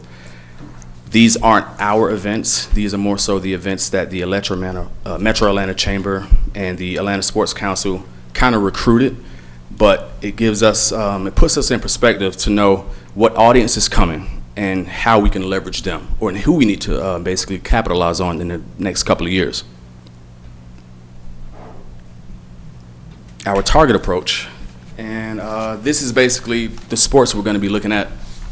And that's going to be tennis, soccer, golf, basketball, softball, pickleball, lacrosse, volleyball, and esports. Esports, which is basically, if you guys are familiar with 2K or the video games, things like that, it's a big market for a lot of college kids or high school, even elementary kids these days are playing games at a high level these days, and it's very, very competitive. Our play levels would be at AAU, D1, SWAC, MEAC divisions, D2 and D3, SAIC, Peach Belt, NAIA, JUCO, and high school. And our entertainment portion will be, like I said before, a major collaboration with our tourism department. We're going to be going after music, film, esports, festivals, and creative arts. This slide right here, I connected with our Parks and Rec department, and they kind of reconciled that image right there. It says the assets we have as a county, which we have a lot of assets. And on top of that, we can leverage the city assets, Clayton State, Clayton County Public Schools, and the private venues and facilities we have in the county.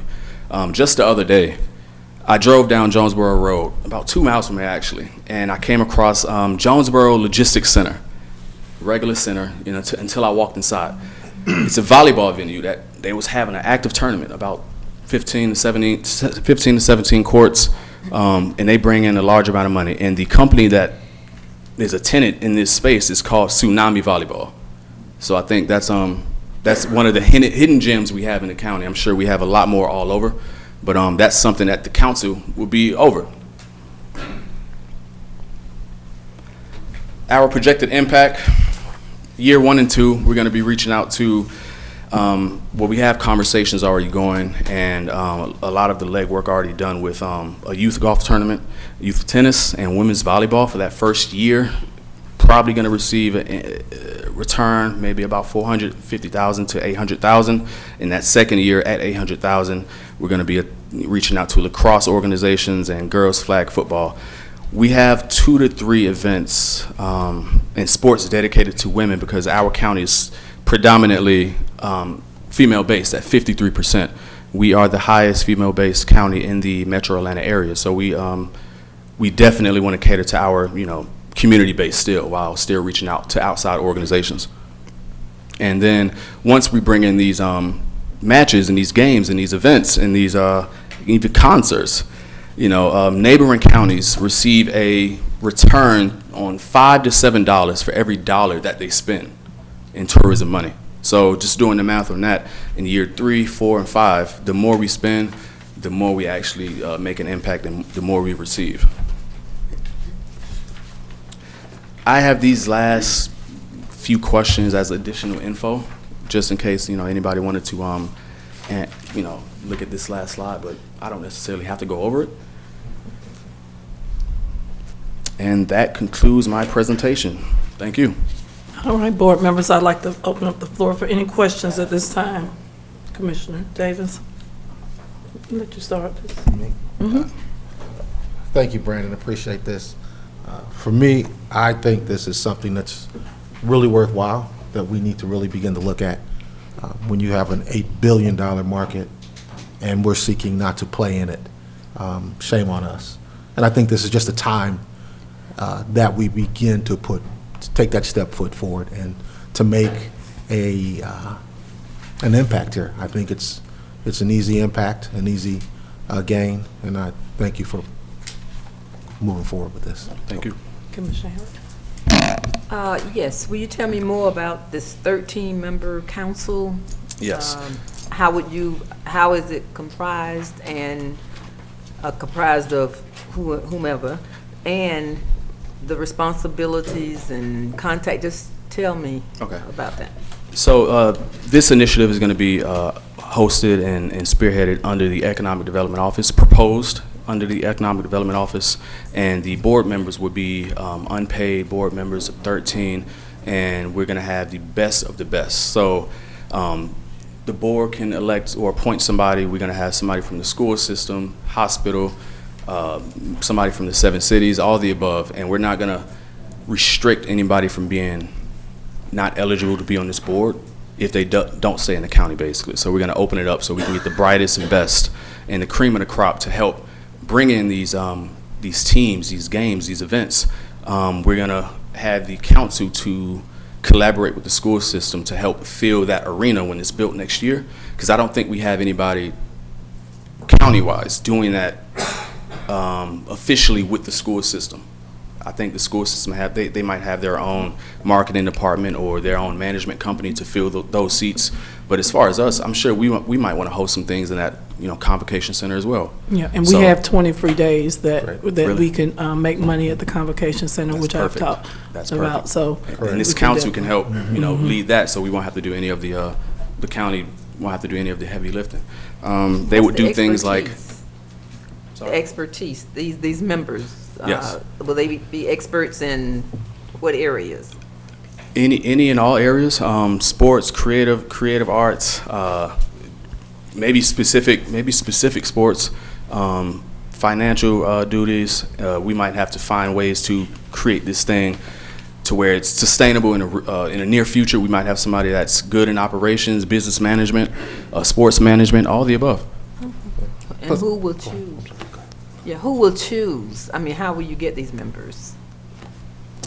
We're still forming that part right now. We want to make sure we take the time to make sure we choose the right people. And with that, we want to make sure we choose the right people to choose those right people. So we are open to any suggestions, recommendations. The board, like I said, the board would have and play a part in choosing somebody from, to represent the board as well. But if you have any recommendations, we're definitely going to be open to how these people are going to be appointed. How did you come up with 13? that's a lot. I take that. My thought is we need to have people of influence. This board has to be made up of people of influence that have some known respect in those fields, whether it's sports and or entertainment.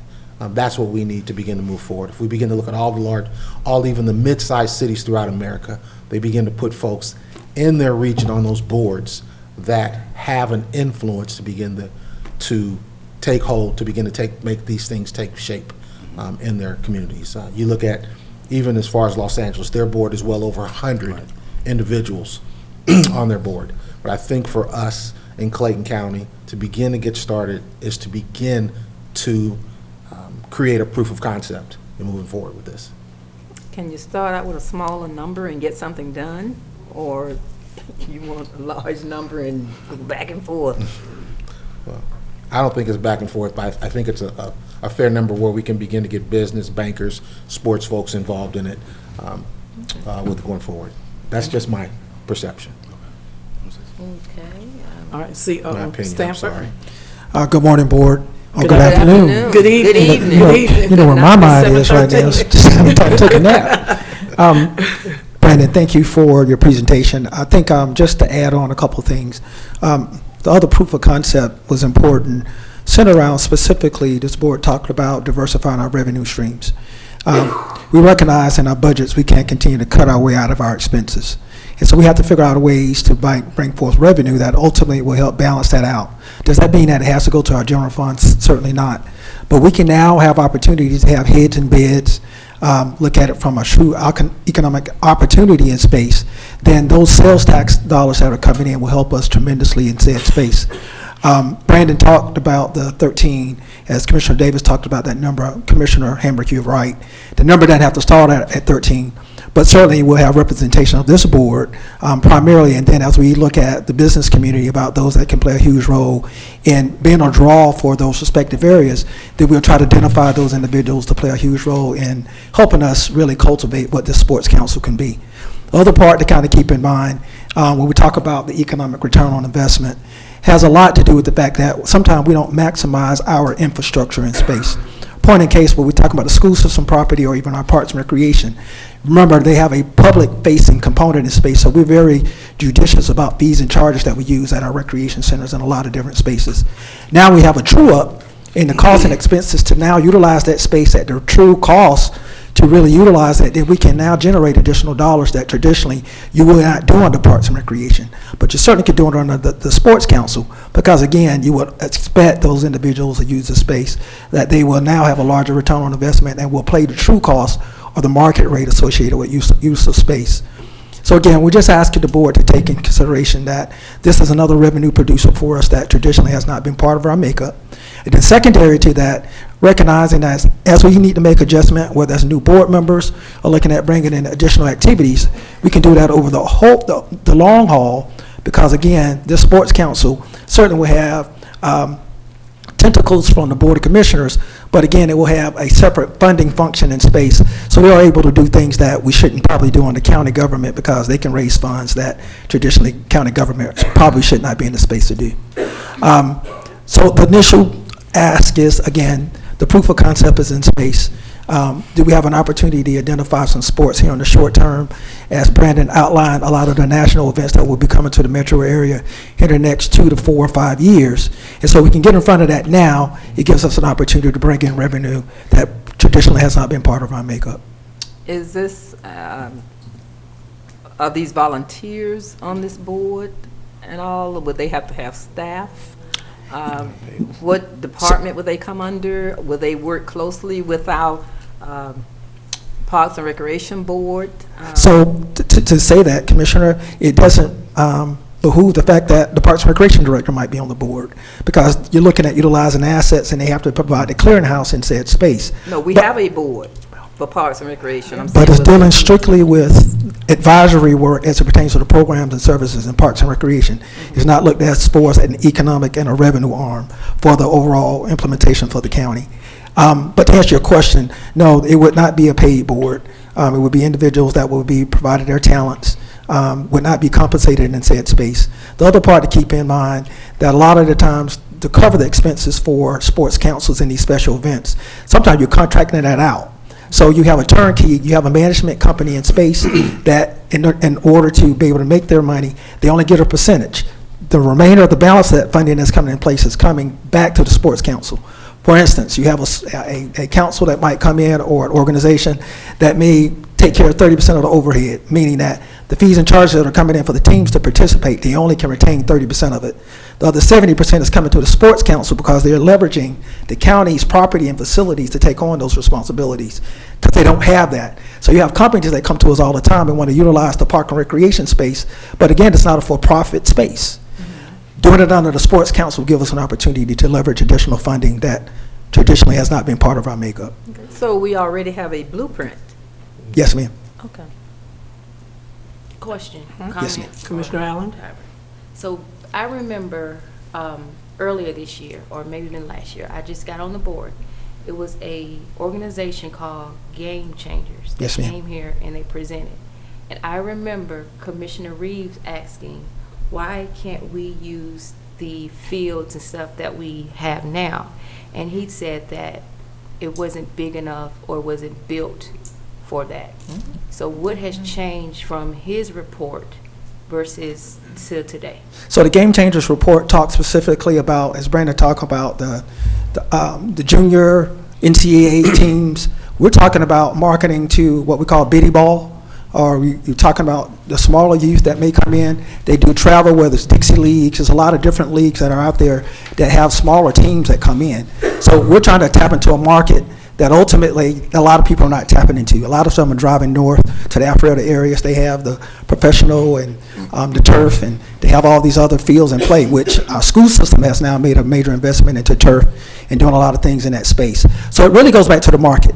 In some instances, we would not be able to do, potentially right now, a major D1 team to come in and try to do a two-day tournament. However, we can do a 11 to 12-year-old team that may draw 60 teams to come in, and we can maximize our space in that particular area. So it's really about who you market to. And we're not, as we talked about year 1 through year 5, we're starting small. We're trying to figure out ways to attract those smaller teams, and then ultimately as we grow and really get into the market to really brand ourselves to be more of an entertainment destination, then we can start making adjustments to our fields because we had the capital to do that, to now draw those larger teams into space. So the council will do, the sports council will do all the marketing to get the teams and the people here? Yes, ma'am. Okay. Commissioner Reeves? Oh, I had a question about the legality. You mentioned that if a for-profit entity wanted to use the county facilities currently, they cannot? Is No. that? No, ma'am. What I said was that in most instances, Parks and Recreation, when they're providing the service, it's not what we consider at market rate to utilize the space. But we have for-profits that come in all the time and rent our softball complex and do triple, double A, baseball, softball. They use the space quite a bit. So what we're trying to do now is to develop an arm that those teams or those organizations are not coming in and maxing our space. We have our own opportunity within the county to maximize that by using it through the Sports Council.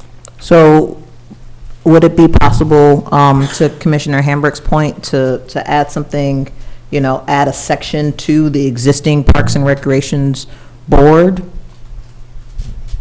that works with, I'm trying to understand Well, so the need for a separate council when we have an existing Parks and Recreation Board. And I mean, obviously. The Parks and I don't see if Recreation Director Board Horn in- is- in- yeah, my bad. in setup is an advisory board. It doesn't serve as a facilitator of programs and services in said space. So the advisory board is providing context to the department, to the leadership about programs and services as it pertains to the goals of a government sector being in space and making that work. Hence is why I believe it would be advantageous for us to have it as a separate component opposed to under the Parks and Recreation Advisory Board. All right. Our director for Parks and Rec, did you want to come up and say anything, Ms. Horn? Are you good? Okay, I thought I saw your hands waving back there. I was going to call you on up. All right. All right. Oh, did you finish? Are you finished? Oh, no, I have like 3 more questions. All right, Commissioner Reeves. So I understand you all are saying council and, are debating what the final membership looks like. Is this council similar to the county boards and commissions where the Board of Commissioners appoint members to serve on a board? Is this what this council is shaping up to be? It can. We were making sure because the board has an interest in the fields and the elements that we have under the county governance, so it would make sense that representation would be made up from this board, and then you will have nonprofits or you'll have a for-profit organization in space based upon what we think the needs are to balance out the remainder of that council. But yeah, at a minimum, there will be at least 5 representatives that would make up your designees from the Board of Commissioners. Okay. And you mentioned county infrastructure. Well, actually, were there any numbers attached to how much this is going to cost, like what the cost associated for this for the county is? Like I saw the numbers about the investment, like every dollar spent is however many dollars return on investment, but how much is this costing the county? Yeah, so as the initial kickoff, there is no initial cost to the county. The goal, again, is to be able to defray the cost from the user fees from the teams participating in the actual activities. Okay.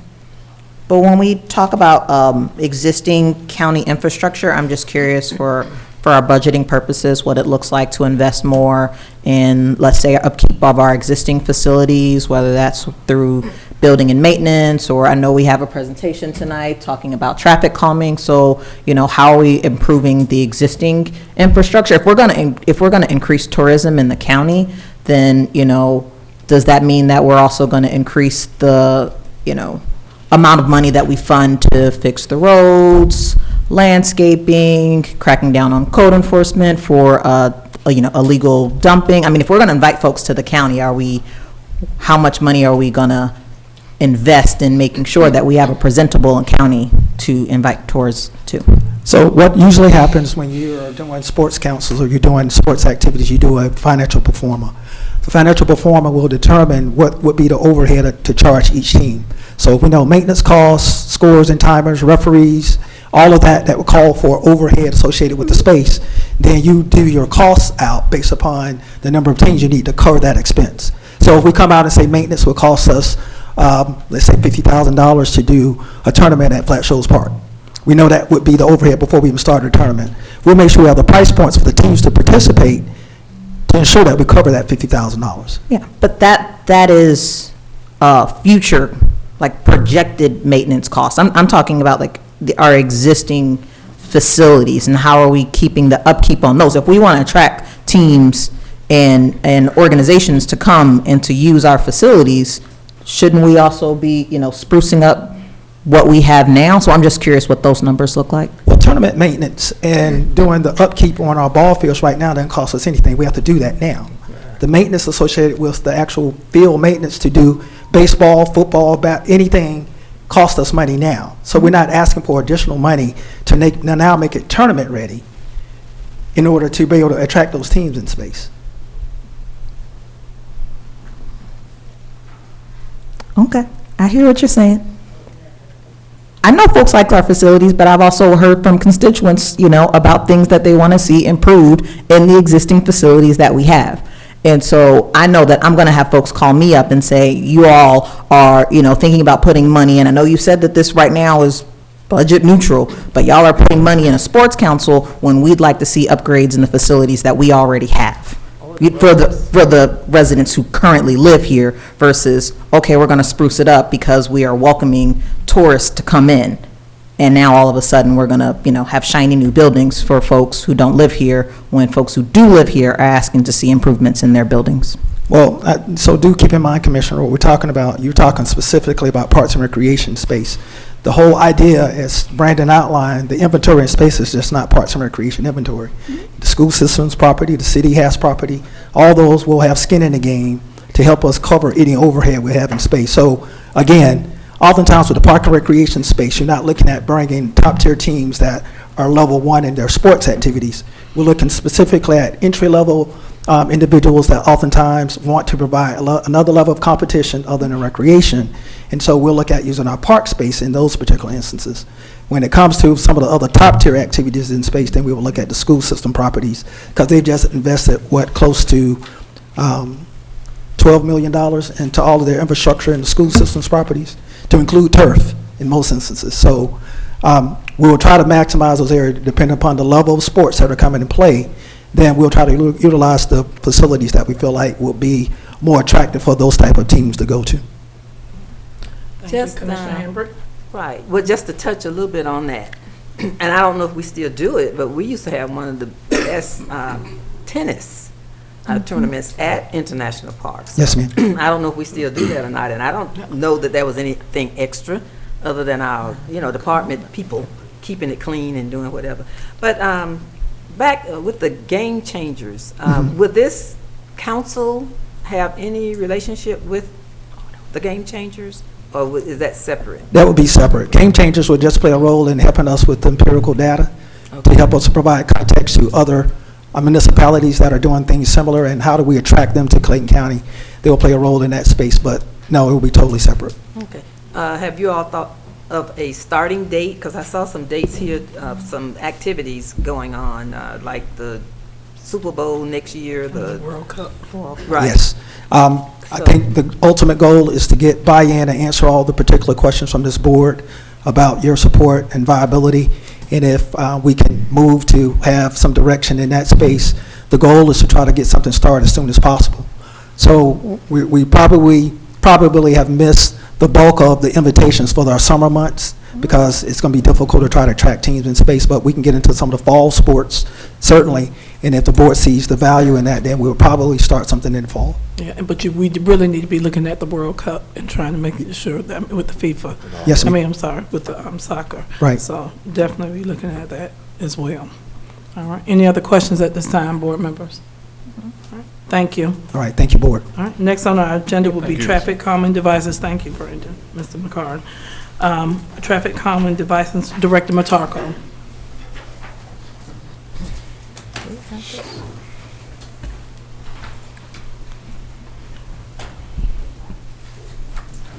Good evening, board members. Following our recent discussion on traffic calming, we're going to go through a quick summary to make sure we're all on the same page, and then we're going to talk about the remaining items needing to implement a program. So a quick review. What is traffic calming? It's the combination of mainly physical measures in the roadway that make the driver drive the speed limit in layman's terms. There's various ways you can do it. On the bottom of the slide, we put horizontal deflection, vertical deflection, you got speed, street width reduction. There's other physical control measures you can put into effect. Giving you some examples, some pictures to remind you of median diverter, speed humps, traffic circles. Getting on the bottom of the page, you can see some restrictions where you're actually stopping cars from going certain directions at traditional intersections, and you're putting barriers up to make them slow down and drive the speed limit. A quick summary that you've seen before on potential costs, kind of outlining on this slide the median diverters, traffic circles, and some your speed is signs. The costs will fluctuate, as we've spoken before. It really depends on the specific locations in each specific road or subdivision where these go, how much cost would be in effect. A good example would be if you're talking about a median diverter, do we have to move driveways? Do we have to move drainage structures in order to construct that? Obviously, the cost would be higher. Other speed devices we've talked about, the speed humps, which is a popular item. Those will probably be the lower cost of what we're talking about because you're not moving curb lines traditionally. You also have speed cushions that provide a wheel path mainly for emergency services. As we've talked about before, the county had a speed hump program back in '95. It was incorporated by ordinance, and then in 2002 it was rescinded. Several of the components that were incorporated into that ordinance at the time is what you'll be looking at to incorporate into a new broader traffic calming ordinance to move forward with. Potential program elements. Kind of the state of the practice is to obviously to receive calls from citizens, HOAs about wanting traffic calming devices, something to slow down vehicles in their subdivision. So the idea is the initial request will come into the Transportation Department. We are proposing a petition to get to about 20% of the property owners, is the direction we were given from the mini retreat to deal with property owners. So in an ideal situation, we would provide the requester a petition package, and they would go out in their community or street to get 20% of their properties to say they are interested in furthering a discussion of traffic calming devices. Or we could go, obviously, if an HOA comes to us and they're a documented HOA, president on behalf of the HOA requests that, we could jump into that with them. This program would be on our local streets, mainly the 25-mile-an-hour speed. You're not going to go on Terra Boulevard. You're not going to go on Mount Zion Road. It's not appropriate to put traffic calming on those types of roads. The next step is assuming that the neighborhood meets the criteria for the initial petition, our department will go out and do a traffic study. The norm is, a traffic calming term, or traffic engineering term is 85th percentile speed. Basically, that is, in the industry, 85% of your drivers are reasonable and they will try to abide by the speed limit. 15% are unreasonable in the way they drive their vehicles. So we will be looking at a target of over 10 miles an hour over the 85th percentile is over 10 miles an hour over the speed limit. That's your norm. State of practice is to consider that. And of course, we will be looking at a certain traffic volume, vehicles per day. If the street only gets, say, 10 vehicles per day, it's probably not wise to put a bunch of money on that street where the exposure is very limited. So once we do the traffic study, there will be a preliminary traffic calming design that would be put forth, led by our department, to the subdivision, the citizens, showing where we think the traffic calming devices would be most appropriate. Again, each location is going to be unique depending on side streets, roads, curves, hills, various elements. We will propose to the citizens, this is what we're proposing. We'll have a community meeting, get feedback from them. I'm sure some people would love it. Some people are not going to be more favorable. Can you move this over here? Can you do this? What about this? We want to engage the citizens because it's their community. Now, we will be willing to consider any and all ideas, but we want to make sure we stay true to the purpose of calming the traffic. So if we move the speed humps, for instance, too far apart, there's documented studies, people actually drive faster in between the speed humps to try to make up time. So we want to make sure there's some integrity on the technical side to achieve stuff. So. But if a subdivision favors speed humps over traffic circles or median diverters over, say, raised intersections, we want to hear what they want to say so we can take an assessment of it. Now remember, there's always a cost component in this that we're going to get to.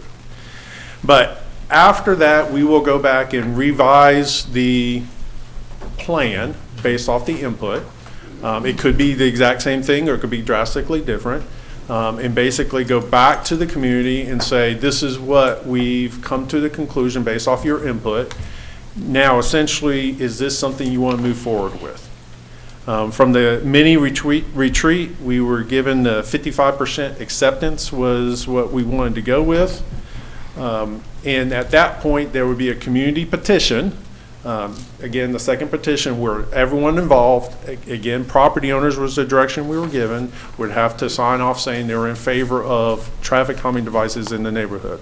And it's envisioned to state on the petition so everyone knows that there could be impacts to emergency response. So everyone's acknowledging that up front. We don't feel it's going to be a major impact, but it's noted and it's disclosed up front. If we get validated petitions that come back, that we go through and make sure 55% of the property owners agree to it, not really a step in there, but an item that has to be determined is how to fund this. We spoke at the mini retreat, and I've spoken to you all individually about how do you want to fund it? Do you want skin in the game from the property owners? Do you want them to pay capital costs? Do you want them to pay a reoccurring, call it a maintenance fee every year? Do you want to split it in a certain percentage between the county and the property owners, or do you want the county to fund all of it? So the idea is to, once we have an acceptable petition, we come back in front of the board, similar to the streetlight program that we have, and the board sees the design, they see the petition, they see the financials on it, and they go ahead and ideally approve for installation of traffic calming devices. Obviously, we have an implementation plan. In any ordinance that we want to consider, you would want to make sure you have a clause in there for a removal process. In case it doesn't work or the community changes over time and they just hate it, and there's a process to remove the devices with, again, a petition from the property owners. So the decision points, we proposed 20%, based off of the 55% direction that was given for the ultimate approval. We think 20% from the property owners up front would be a good discussion point to have with y'all, to make sure we're not expending resources for just a single person calling from a subdivision, to make sure there's a reasonable amount of interest in it before we get started. And then the speed, the 25-mile-an-hour speed limit for the subdivisions, and the idea that the 85th percentile needs to be documented over 10 miles an hour over that, and then the 500 vehicles per day on the street to make sure the street is of significant use. Those are technical items. Obviously, the percent property owners is not, but the 85th percentile and the volume are more technical items, but there are components that have decision points that need to go into ordinance. The approval from the community, again, we will be looking for y'all to ratify the 55%, or if you want to change it to something else, that would need to be determined. The big one that no direction was given at the mini retreat was the funding mechanism. Direction was given to ending funding from the property owners to put on the property tax bill, but no indication was given about is that capital costs, reoccurring costs, or a partnership between the community and the county. One last thing on their staffing. In order to implement the program, obviously depends on how you structure it, depends on how many requests we're going to get. For example, if the community has to pay 100% of the costs, it's going to be more difficult for the communities to get through and fund this. If you put the onus on the county to pay 100% of the cost, obviously my funds are going to be ringing off the hook. So with our staffing level in our department, we would want to get consultants and contractors lined up to supplement what the department can handle, to perform the studies, to meet with the citizens on the community input, and ultimately to construct the devices. So after some decisions and direction are provided, mainly on the funding side, the next step would be for the legal department to draft the ordinance, and for mainly the T&D department to develop the outreach documents describing the program, the process, the petition process, and those types of events.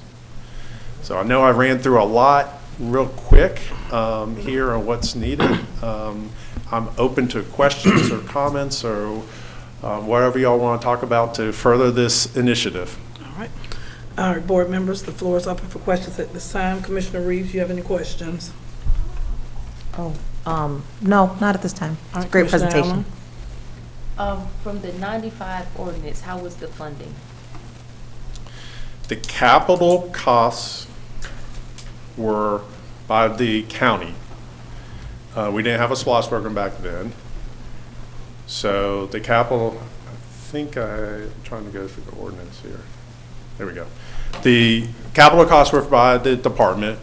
Then, as you can see, there was a $24 year fee put on the property tax for the property owners along the street.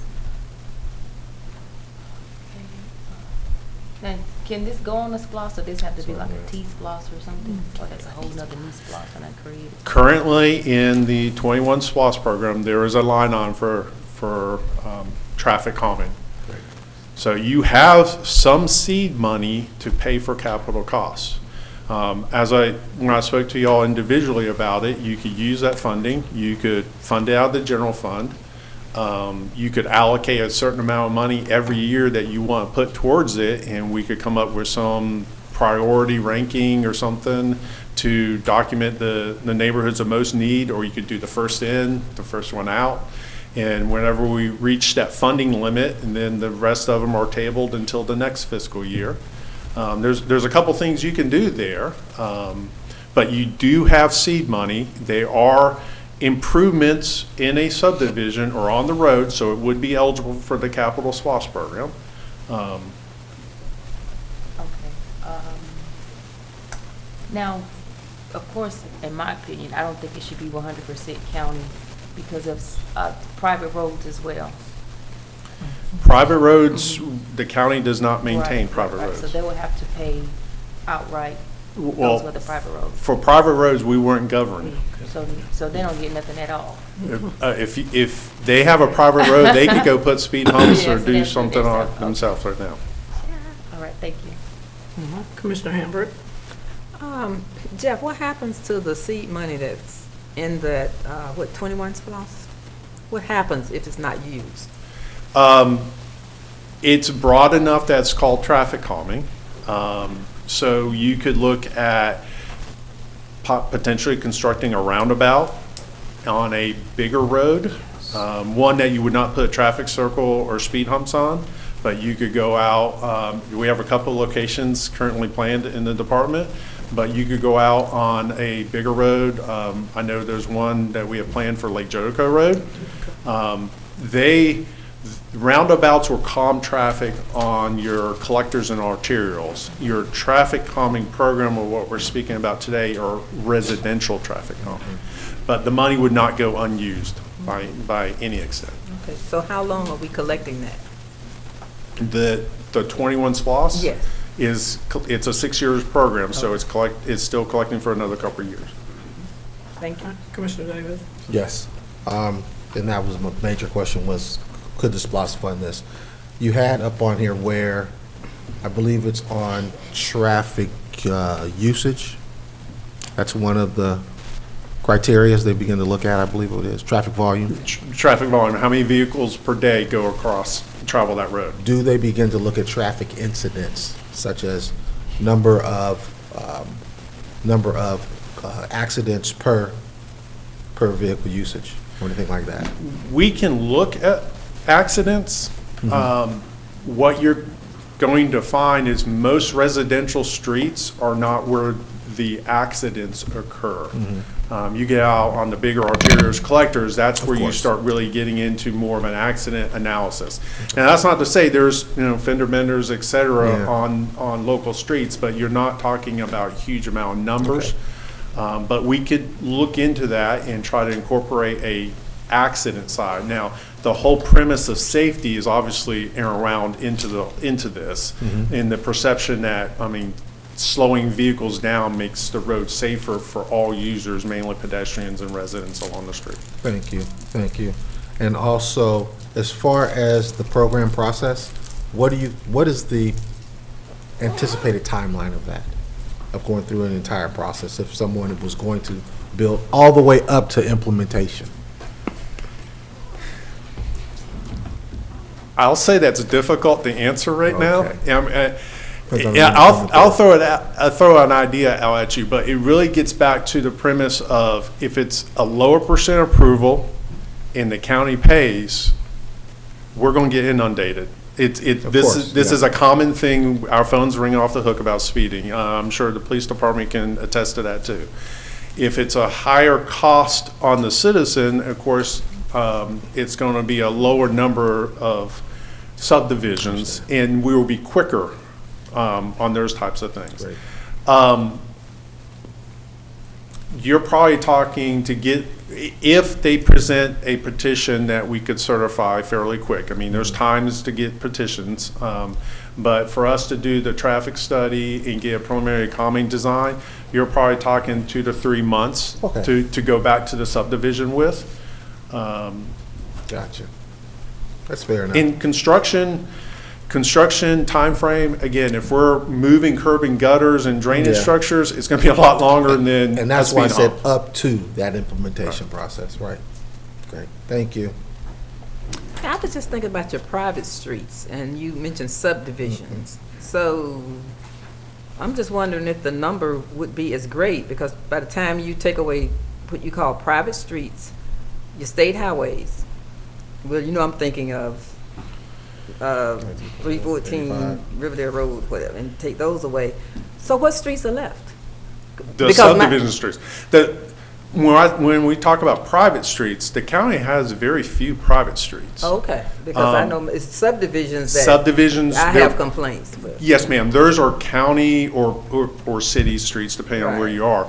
The private streets are probably the ones that are about 14 feet wide, 16 feet wide, with only a handful of residents. Usually unpaved.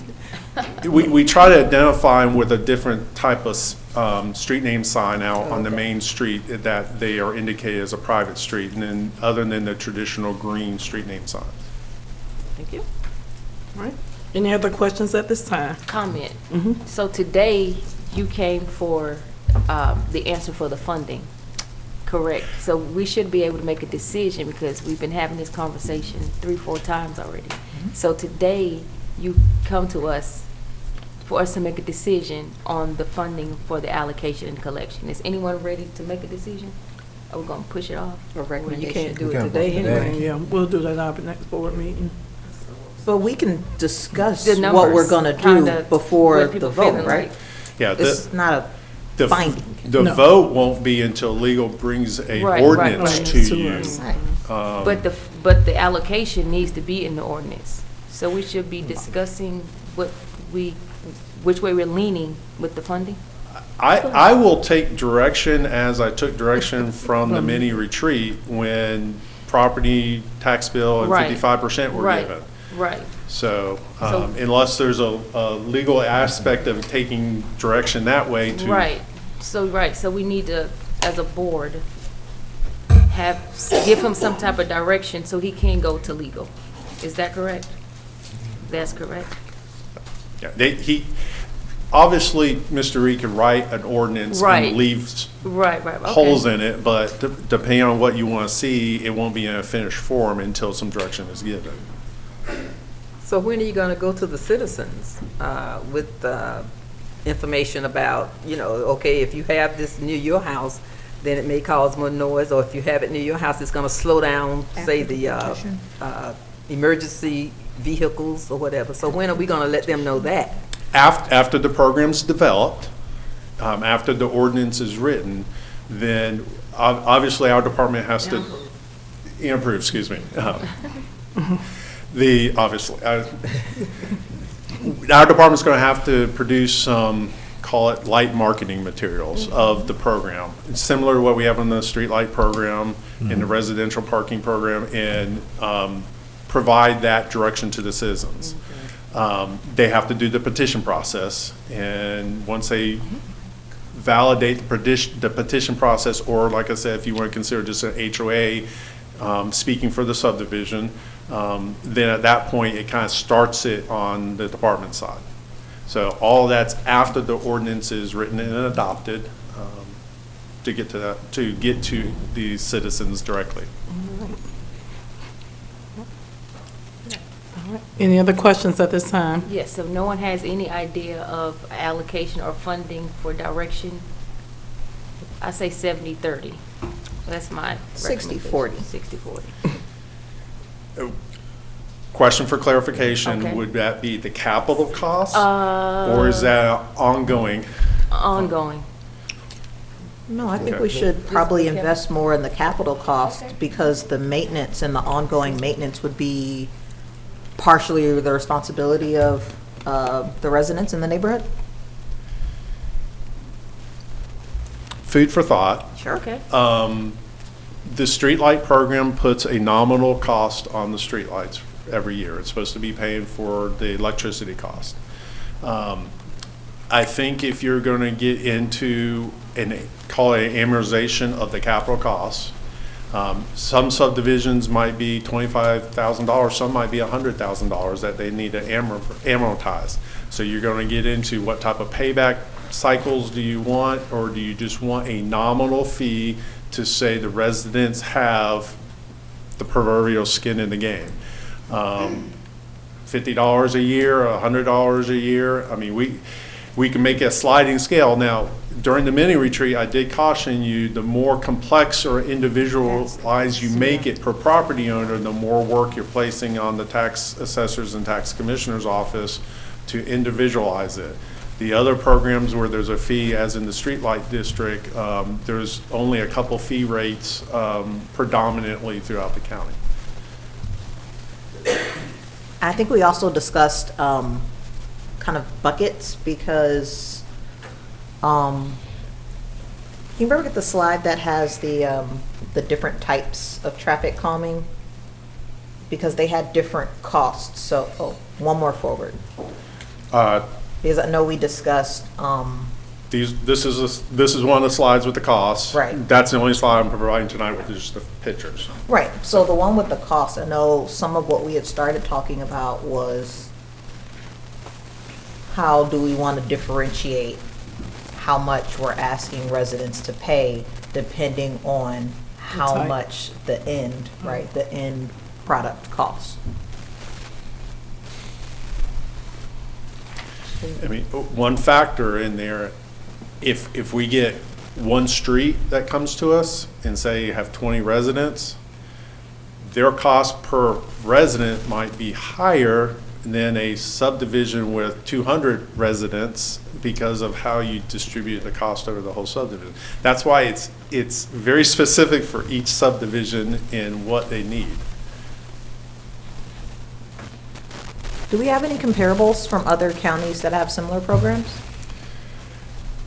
The research we've done is almost everyone places some sort of burden on the property owners or the citizens. Of course. There's really not a consistency between the capital costs and an amortized or a yearly fee. Maintenance, yeah, got it. It's a mixed bag.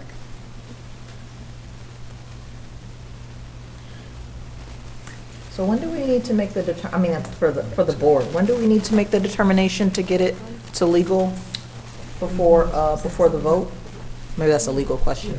I think there will be a separate proposal for the financial, I guess, what you want to do, and then once it's approved, then actually I probably would likely be tasked with drafting the ordinance based on the information received from Jeff.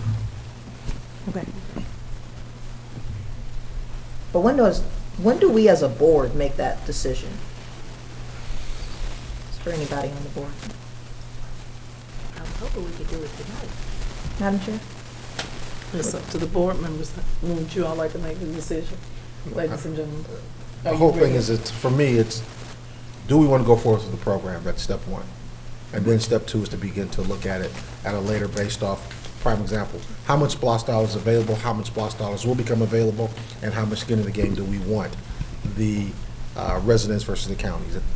The portion of the residents versus the county, I personally don't believe we're there yet. In the 2021 SPOS, $2 million was allocated for traffic calming. There's approximately 1.9 still available for that. So can you, do you all want to make a decision tonight, or do you want him Yes, to I bring? mean, we've been talking to But, us for yeah. 6 months now about this, and before I got here, I've watched him online doing this presentation several times, so I think that we should quit procrastinating and just make a decision, either we're gonna do it or we're not, quit wasting his time doing presentations at this point. If I could offer an idea, because cost is all over the place, I could take a couple fictitious I was just going to ask examples. you that, to give us some examples, and then give us example A, B, and C. And then from there, we can make a decision, and then.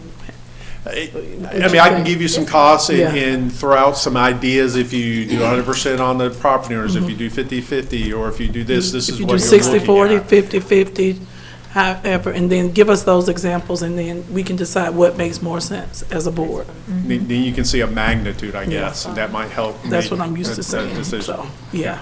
We can do that. Okay. 3 to 4 examples, and then we'll go from there. Can we go ahead and create an ordinance immediately saying that we are going to implement this program, but keep a holding spot for what you all just spoke about, Okay. as far as fees? So create an That- ordinance as definitely well we as can- give the examples. Perfect, awesome, sounds great. Great job, y'all. Good. All right, moving along. Are you good with that, Mr. Mutako? I'm great. All right, thank you so much. All You're right, thank you for welcome. your presentation, it was awesome. Great presentation. All right, last on the agenda is the merger of the Community Development and Economic Development Departments. Director Patrick E. GK. Is he, well, I'm on, and Mr. Stanford, are you coming up as well? Yes, ma'am. Okay, after Mr. GK. Madam Chair, Vice Commissioners, good evening. I thought you guys forgot about me. My presentation this evening, it's a proposal to merge our Community Development Department and the Office of Economic Development.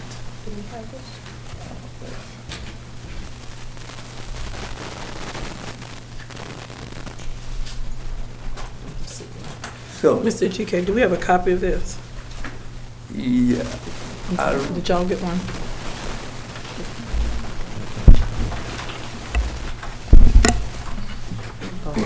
We don't have a copy, but I'll get you, I'll have the board made some copies so they can see what you presented tonight of this. Thank you. Thank you. Not now. Y'all gonna present. We'll get it when you finish. okay. Okay. So, the question is, why do we want to merge those two agencies in the county? It is to improve our economic development process and prospects in the county. If you look at this slide, at this time, we are almost like one band, six sounds. The idea is for us to be one band, one sound. Every of the county agencies that you see on that diagram preach some form of economic development in Clayton County. It is confusing to the folks who wants to approach the county. And you can see what the Development Authority, you have a high-level summary of what each area actually does. The Development Authority talks, they attract and also issue bonds. Chamber of Commerce, mainly attraction and retention. Office of Economic Development, business attraction and retention.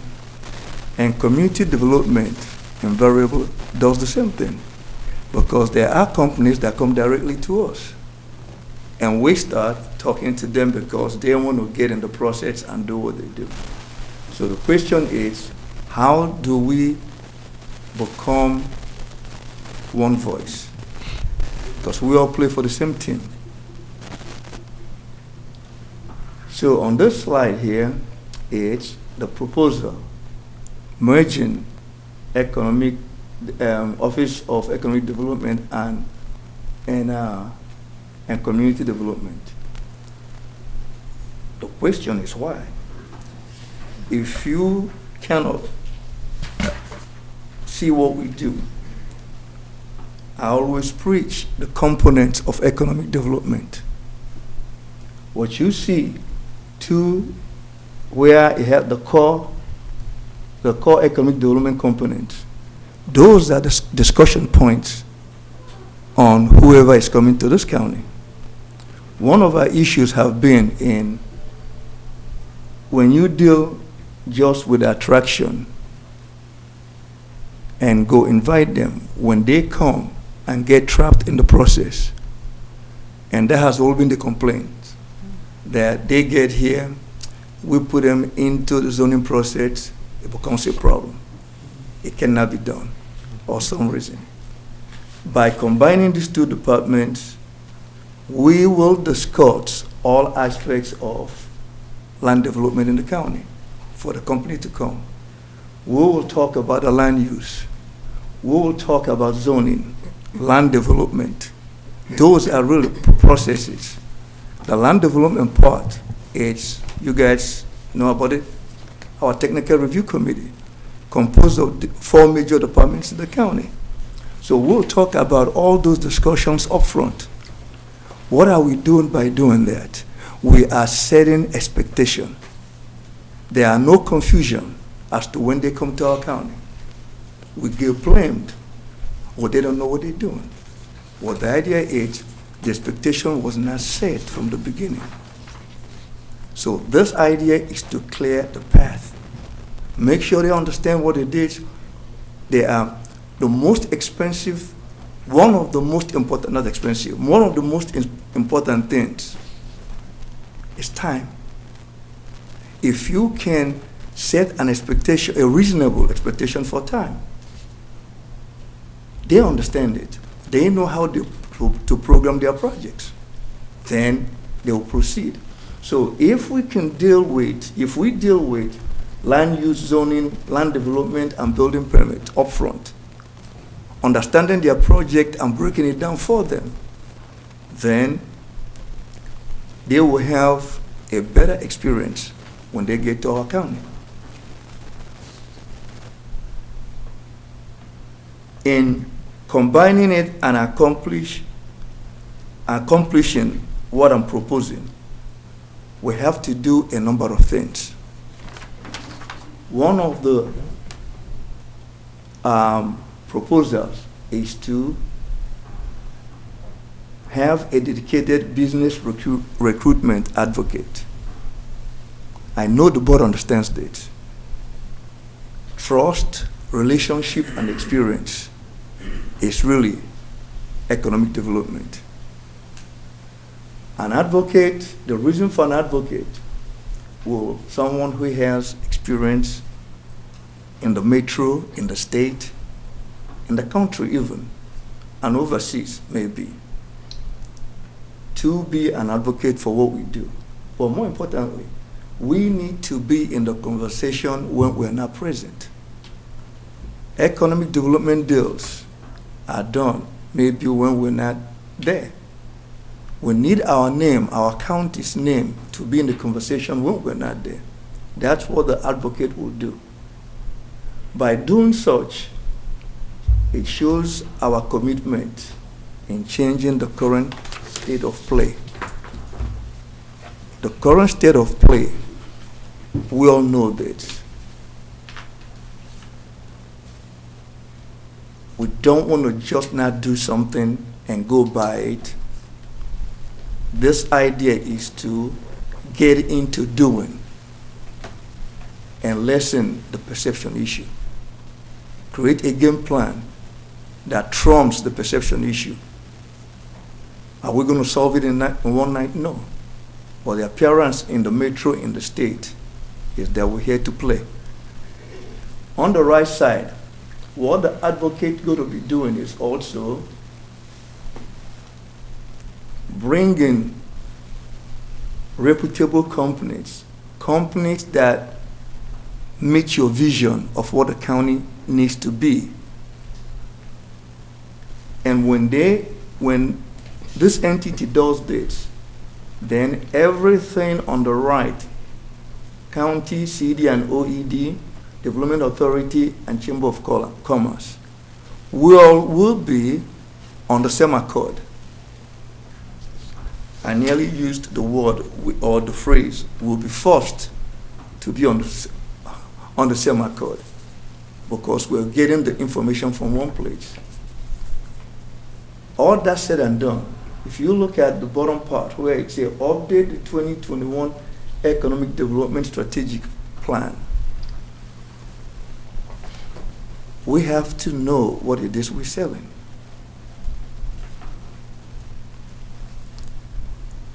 We want to be able to market what meets our strategic goal. We have the strategic pillars. For the 2021 study, it's a little bit old. As you know how fast the world changes, we need to update that as quickly as we can. So that's what this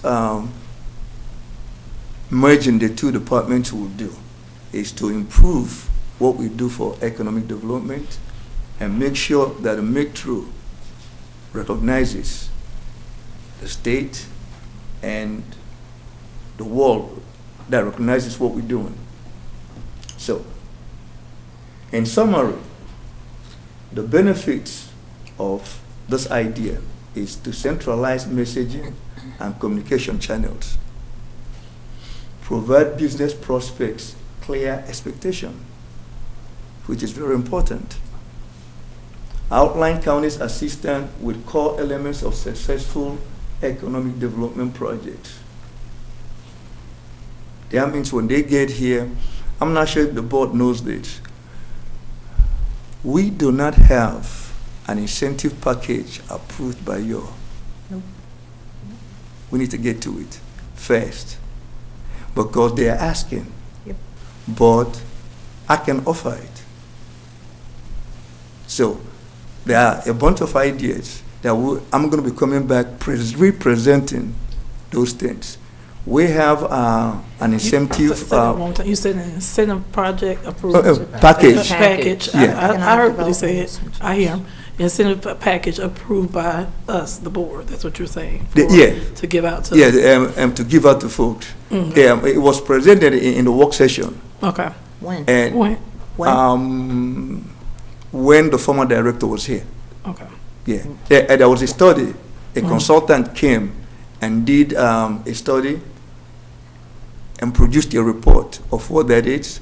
In that report, some parts of it wasn't, I know that I met with the tax assessor with some of the abatements on his side that he was kind of objecting to. We are trying to work through that to come up with something, but I'm going to come back to the board to present officially so that when we are offering incentives at the beginning of the discussions, we will be saying what the board have sanctioned.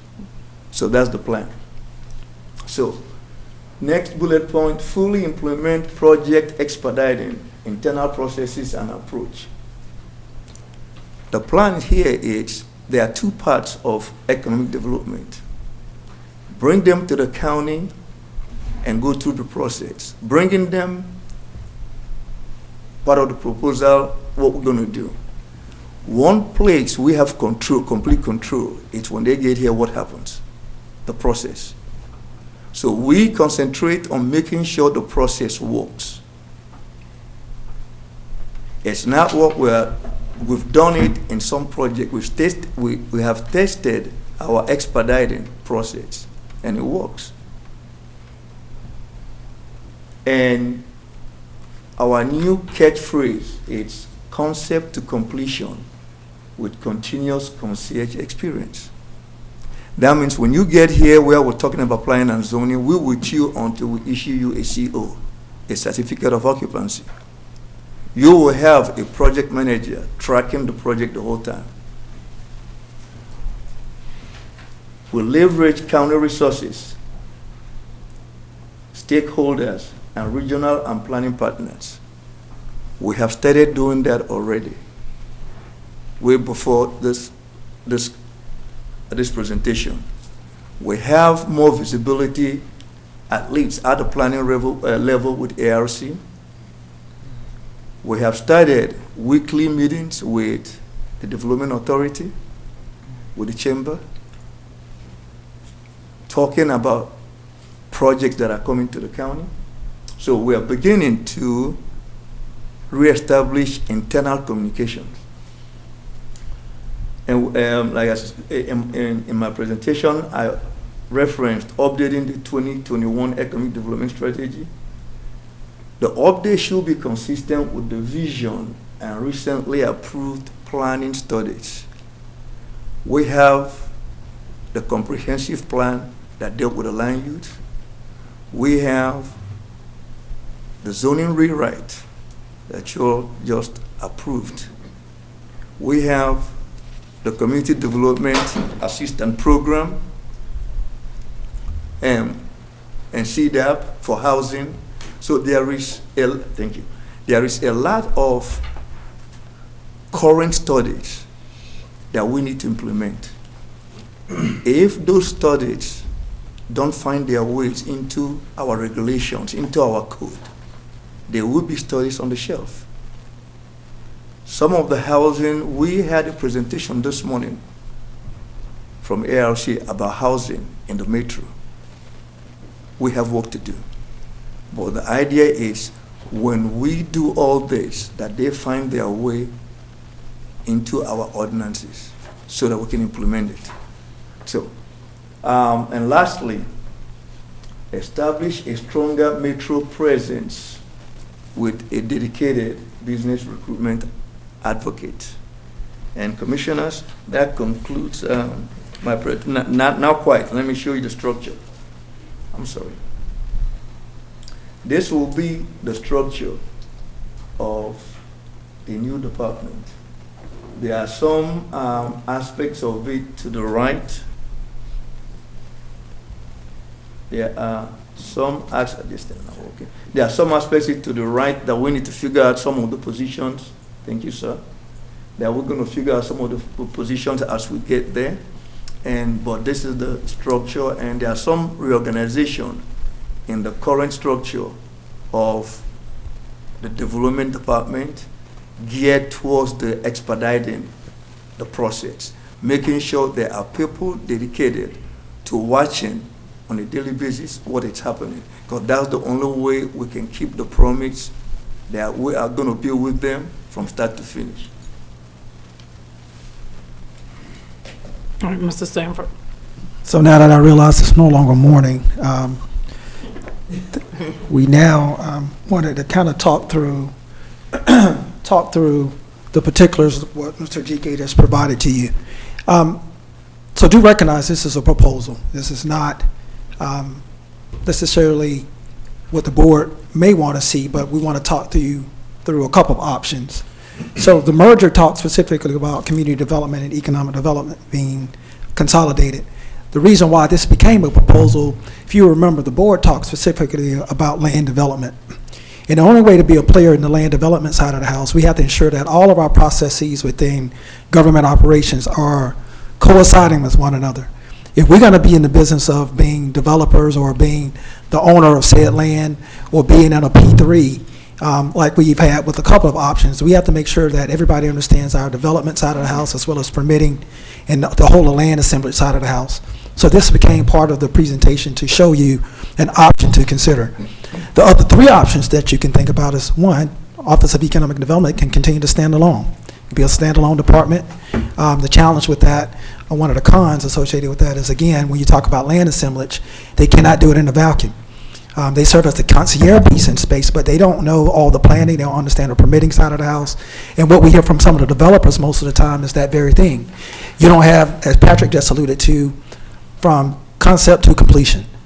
And we have this kind of breaking down of the process in the middle because it's not the concept to completion.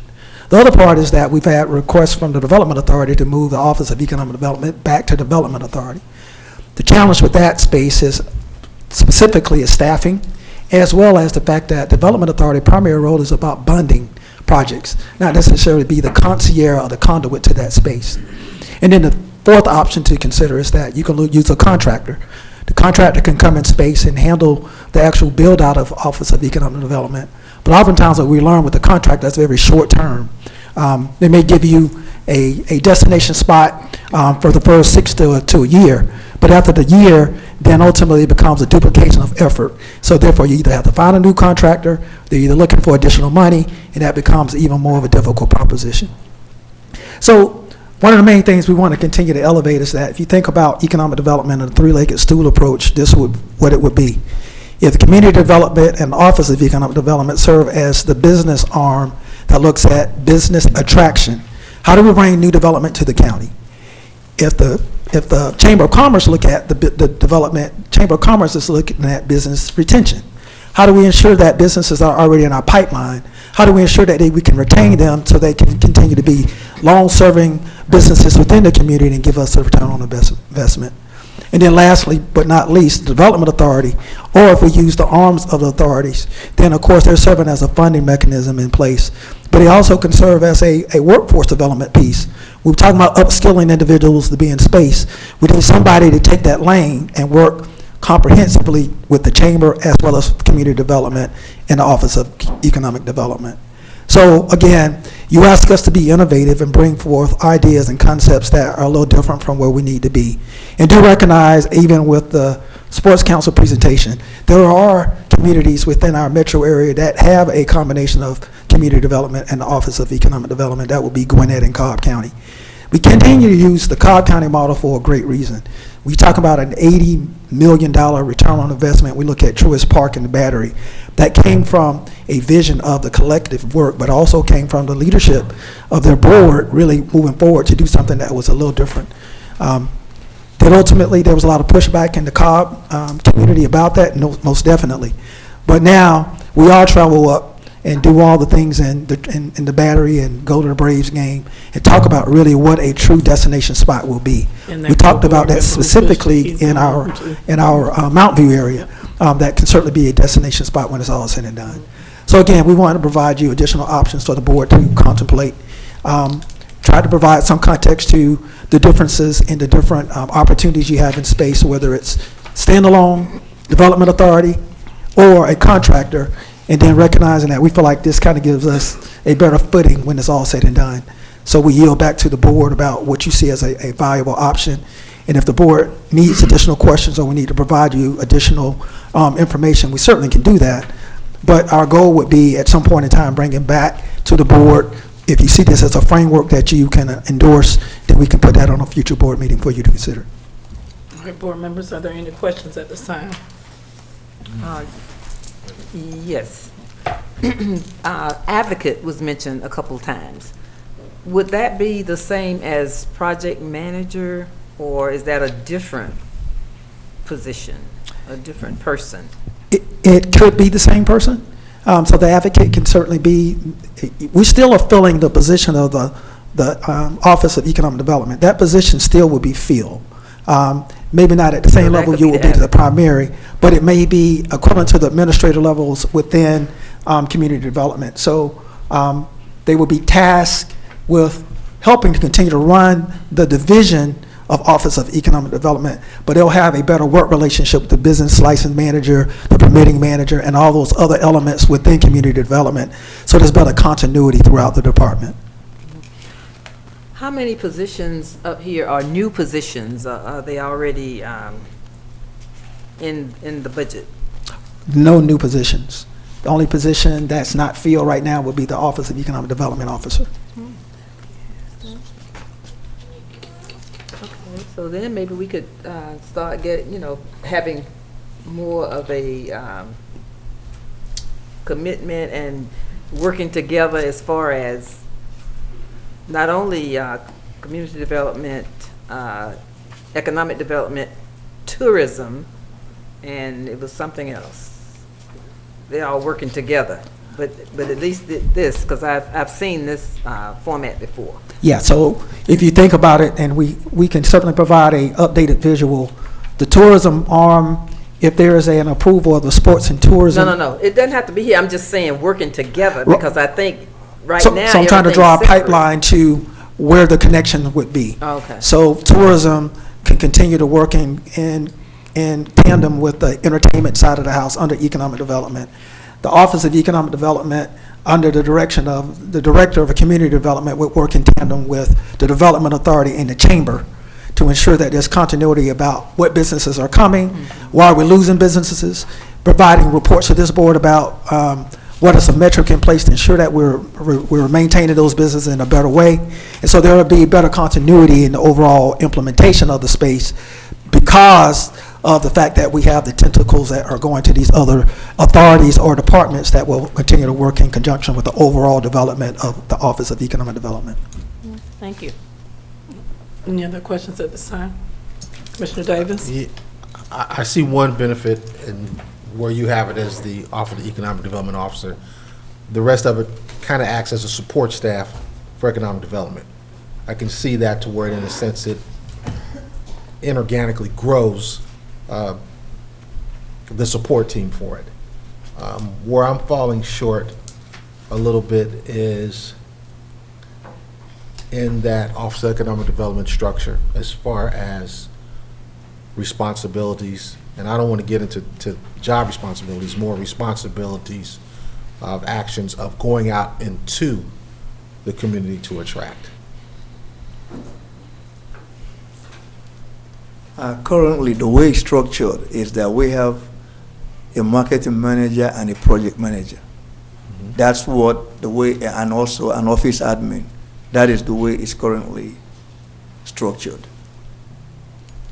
So I think, and can I Go ahead. piggyback on Go what you ahead. said? So, remember how we talked about, he's saying people going out, and speaking with businesses, and Yeah. we talked about those after-hour meetings that, we tend to go to, and we're talking. So who's responsible for doing that? at this time, is that correct? Like, Well, that would be the next portion of Yeah. it. That's kind of the. yeah, who's responsible for doing They that? still do that, but the major attraction, the major attraction will be for the advocate. I will still go to those meetings, because that's another way of us going. Because we're not going to rely just on the advocate only. But the advocate is to attract the major players to the county. Let me continue on. Let me Go speak ahead. directly to that. So Okay. the advocate piece is But not that's the necessarily a new advocate. position. Okay. The advocate piece right now would be, let's call it what it is, that's the work that we work with Aerotropolis, with Shannon. Or we work with ARC, we work with these other individuals that already are playing a role in helping cultivate the relationships, but they're not county employees. Yeah. But we're going to be more intentional because we provide seed money to those organizations. And let's maximize that in a way to get the return on investment that we're looking for. So when Patrick talks about the advocate piece, we're not talking about a new position. We're talking about how do we maximize the relationship that we have with the likes of the Aerotropolises and the ARCs Okay. and others, and have them play a huge role in helping us get to the table. And then it becomes the project manager responsibility to now close the deal as we work with those advocates in said space. And I understand the role of the advocate, and I think it's necessary. For me, there needs to be some autonomy with that economic development to where they can begin to move freely up under the auspices, and I'm talking about the division under community development. But to me, I want to make sure that the autonomy is not taken away from that department in moving forward. Well, again, so it's not, it wouldn't be because it's not a department anymore. It's a division of community development. They'll continue to take their direction from the director of community development. I think what we're trying to clear up is that at the end of the day, Mr. Ojike is not the economic development officer. That is a person that answers to the director of community development. So they'll still have autonomy to continue to do the framework that they're doing now. The only difference is that now they work in tandem with their administrators within the department, as well as taking direction from the director of community development. Is pretty much the difference. Can I ask you a Okay, question? go ahead. No, I'm done. With the project managers, would they be reporting to each district, like, for instance, Commissioner Allen's district, would they be speaking with her about the projects that are specifically going to be in her district? Yes, ma'am. Because So- that was the kind of vision that that we all need to see, that, with the project managers, that they're saying, okay, Commissioner Allen, okay, Commissioner Reeves, you got this going on in your district, or we're trying to bring this into your district, so they will know what is coming and, how to speak to their constituents and go from there as well. Yes, ma'am. I believe the goal simply would be here is that we will certainly develop a framework that this board feels comfortable with regard to a metric that certainly is showing that there is things that are being accomplished in the respective districts and the county as a whole. And certainly the project managers, based upon how Mr. GK sets that up, Okay. certainly could be something that will get the return on investment. So you know specifically what traction we're making in each district. But more importantly, what are we doing countywide to really change the face and the fabric of where we want to go? Because I think that kind of needs to be explained, what's coming, because some things come into our districts and we're saying, what is that, And so I think all of us need to know what's coming, so when constituents ask us, what's that being built on Rex Road, or what's that coming, we can answer those questions, and then we know what projects are in each district as well. Yes, ma'am. That's just food for thought. Okay. I just want to say this, it's not a question, it's a comment. And Mr. Ejike did touch on this, that when businesses come, right now they're scattered. And they have to go one place for this, come somewhere else for that. And I've heard concerns about that with some of the businesses that are inquiring about doing business here in the county, or that may already be doing business. They got to go to all these different locations to get information, to get answers to some questions. So I can see that as hopefully being cut out. Yes, ma'am. The inherent barrier that we were having from a development standpoint, as Mr. GKA alluded to this time, that there has been a lot of frustration as it pertains to our ability to turn around projects within a timely manner because a lot of our processes are so fragmented. Right. And so what we're trying to do is ensure that there's continuity in what we're doing, so the right hand knows specifically what the left hand is doing. And then when you have all the division managers as answering to one person, they're hearing the same thing, and they're moving off of one agenda because they're all in the same room. Gotcha. Yeah. Okay, thank you. Thank you. Any questions at this time, board members? All right. Oh, yeah, I had a couple. So thanks for the presentation. I'm curious, what's the evidence that would support how this process could be streamlined? Like I hear you all say that this moving Office of Economic Development under community development would help streamline business attraction, but, you know, what evidence do we have to support that? I know you mentioned Cobb County And Gwinnett. and Gwinnett. I mean, they're like twice as large as we are size-wise. I don't think that's a fair comparison, apples to orange-wise.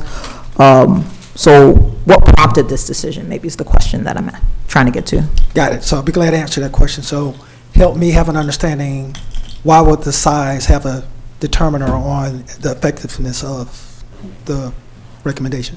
Different population size, different median income, different tax base. Okay. Well, one of the main reasons why the recommendation is being made is that part of the keeping it 100 is that what has been effective in our old model.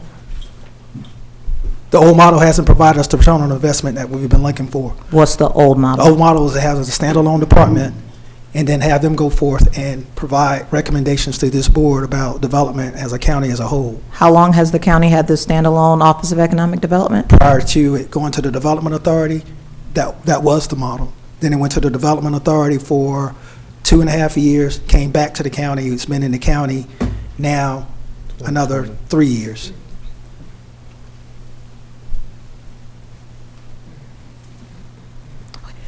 Can you run that timeline again, just one more time, because that sounds like a lot of movement just within the past decade. Before the Office of Economic Development was moved to the Development Authority through a resolution from the Board of Commissioners, it was a standalone department within the county. Okay. It was moved to the Development Authority, that had to be 2017. And it came back to the county in 2020. 2020 or 2021, somewhere around there. So 5 years. So 5 years, this model has been separated with the Office of Economic Development versus community development versus the Development Authority in the chamber, because I heard y'all mention them. That sounds about right? You're saying 5 years, that is? 5 years that the county has had a standalone Office of Economic Development. No, what I'm saying, prior to going to the Development Authority, it was so whatever the actual initiation date that the Office of Economic Development was formulated, in 2017 is when it went to the Development Authority. So whatever that date for which it was put together up to 2017, it was a standalone department. And so how long was it with the Development Authority? 2017 to 2021. So 5 years. I guess I want to answer your question, because what we can't account for is how long was it a standalone department before 2017. I don't know the answer to that. Oh, I didn't need the answer to that. I just wanted to know, the basis of saying the Office of Economic Development standalone model isn't working. I just wanted to understand how long had that structure been in place. When you said it's not working, well, how long was the determination of whether or not it was working? It's about 5 years. But what else prompted, the proposal to move the Office of Economic Development under community development? Because this board made a decision, now going on 2 years, that the model was going from a zoning model to more of a land development model, that they wanted the county to play a different role, a bigger role in being the institutor of development in the county. So this board not utilized development specifically, but how do we now become the owners of land and play a different role? To own the land, you now have to have planners at the forefront of that development, and the planners are in community development. So the model is now asking that you contemplate the land development piece in space, because the planners are residing within community development. Okay, I heard that, but also that means that the board should be driving what we want to see through the county, so that we're Yeah. not getting questions from And that's where- constituents asking about, And that's where your That's where project we're going. managers and people like that come in. But we haven't had that in place before? We I have heard that had this in isn't a place new before. position. had that The in reason place we moved before. it is because we weren't getting sufficient results, and we wanted to begin to look at the business process in order to maximize our efficiency and success within the county. So where was that position before? Because It was, you all- it was not working. That's why we moved to change it. Okay.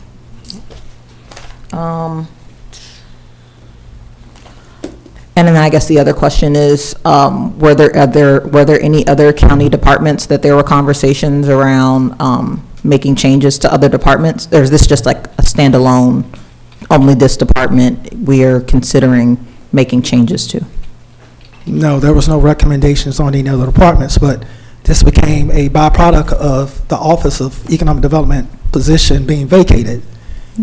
It might not have been a discussion if the position wouldn't have been vacated. I don't have any more questions. I don't know about that, but, no. All right, any more questions at this time, board members? All right, well, thank you all, and, Thank you. thank you, Sure. Mr. GK. You got You it. say, Mr. Njike, sorry for your loss and your family. Oh, thank And our you. prayers are with your family. Thank you. Thank you, sorry for your loss too, Mr. GK. Well, all right, and I just want to say thank you all. This has been a wonderful work session, and this Chair, meeting. Chair, and one more thing. One more thing? Okay. One more thing. I just want to say, this is Sinclair Jordan's last meeting. Sinclair, yeah. And Sinclair, we want to thank you Yeah, for it's- everything you've This done. is your last meeting. You're not going to stay with us till the 17th for Sinclair? Well, 6ix9ine has been around here doing his thing. Yeah, yep. 6ix9ine always does his thing. Yep. So we just want to say thank you, Sinclair, for all Thank what you you for give all to you Clayton did. County. We wish you much success in your new venture. Yeah. In Alaska, In Alaska, Alaska. yes. where the sun never comes up. Where you stay up all night. All right, any more announcements? Y'all got any more announcements? Y'all good? Y'all good? All right, this meeting is adjourned, and thank you all, and have a wonderful night as of 8:36 p.m.